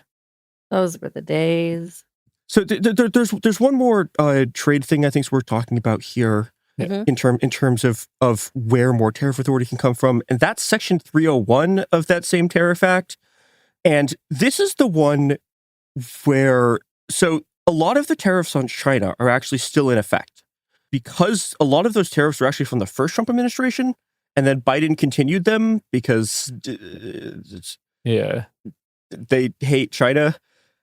I quite seriously do not have a better explanation than that. Yeah. But Section 301 is specifically for, quote, unfair trade practices.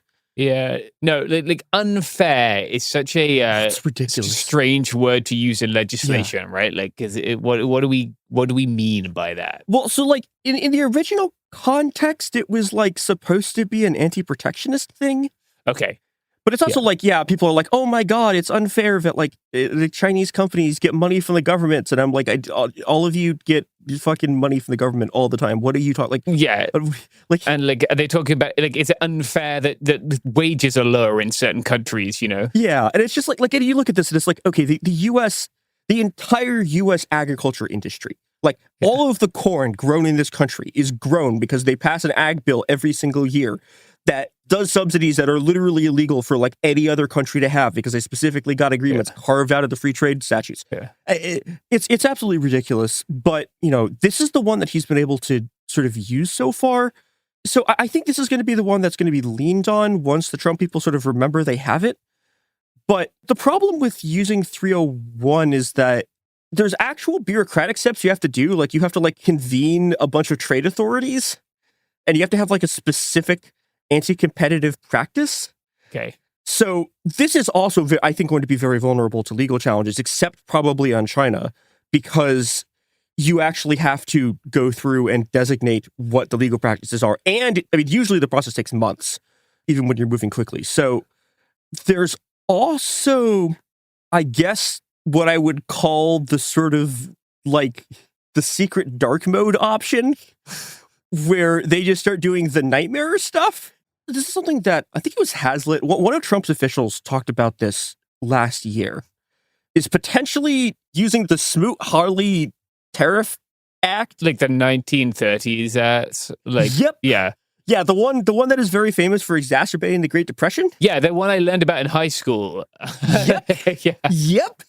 Yeah. And it's also, the other thing about this, right, is this act is not on the books anymore. Oh, okay. Because, so I've seen conflicting explanations of it. Some people are just confused. I think the explanation of it that I've seen is that it was superseded by sections of the 1974 Trade Act. Okay. So it's not even clear if this is in effect. But this is in theory like the sort of like dark MAGA, like we're reaching into the bag and pulling trade authority out of something button they could reach for. Right, yeah, which they've done before with like Title 42 and stuff, right? Like, yeah. Title 42 is to stop people with tuberculosis. Like back in the day, that was the idea behind it, and they pulled it out in 2020, right? And then Biden, just like the tariffs, kept it for much longer than Trump. Yeah, but I think this is I think actually a very significant moment for the Supreme Court. And I think central bank independence will eventually become this if and when this gets to the courts. Yeah. But tariffs are sort of the red line for a couple of the Supreme Court justices who normally side with Trump, just specifically because, it just says in the Constitution that tariffs are specifically a thing that Congress does. So you can't just be like, oh, they gave me the power to do this unless they like explicitly said it. But then B, this is the financial red line, right? Like this is the point at which you're fucking with the money. Yeah. So this is the point where the Supreme Court was like, we've let you just make up laws in a whole bunch of other cases, but this is the actual limit of it when it comes to authority that really significantly like destroys the American economy. Yeah, like the economy has more rights than people do. Yeah, absolutely. This is the way that it's always been. Yeah. I also want to mention one closing thing on the tariffs is that the Supreme Court didn't answer the question of if people are going to get their money back and how the refunds are going to work. Sure didn't. Nope. Yeah. And I think it's because they couldn't get agreement on it. Because this ruling is kind of a mess in that it's like this like weird fractured coalition of justices, or like parts of them agree on part of it, and there's like parts of the opinion that are agreed by a plurality of the corp and not a majority. It's very weird.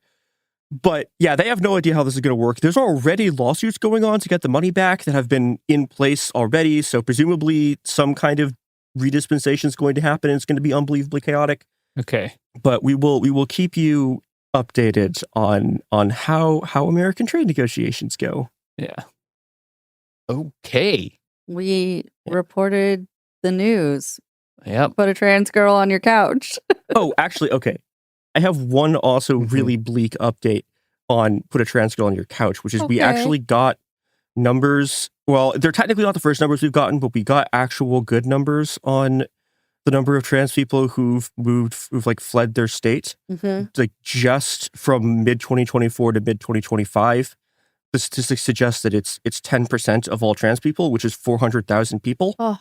I think that's likely an undercount, and that's just the first half of 2025. Yeah. That is a humanitarian crisis. Like this is an internal migration crisis, right? Like these have become internally displaced people. Yes. And yeah, it's hideous, and the least that we can do at this moment is putting trans people on your couch. Yeah.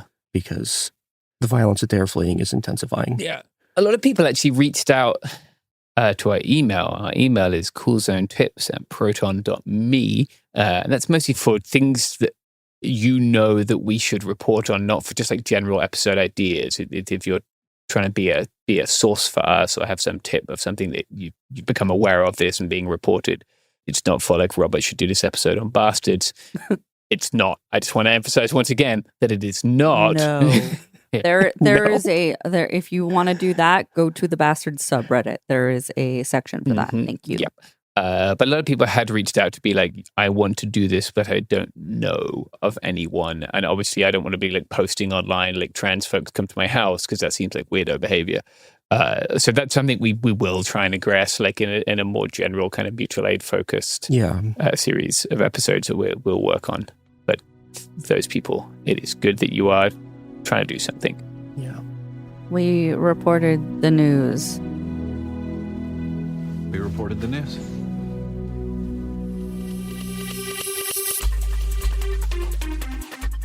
Hey, we'll be back Monday with more episodes every week from now until the heat death of the universe. It Could Happen Here is a production of Cool Zone Media. For more podcasts from Cool Zone Media, visit our website, coolzonemedia.com, or check us out on the iHeartRadio app, Apple Podcasts, or wherever you listen to podcasts. You can now find sources for It Could Happen Here listed directly in episode descriptions. Thanks for listening. Discover a spectacular island destination with crystal blue seas, endless sunshine, and the cool Bahamian breeze.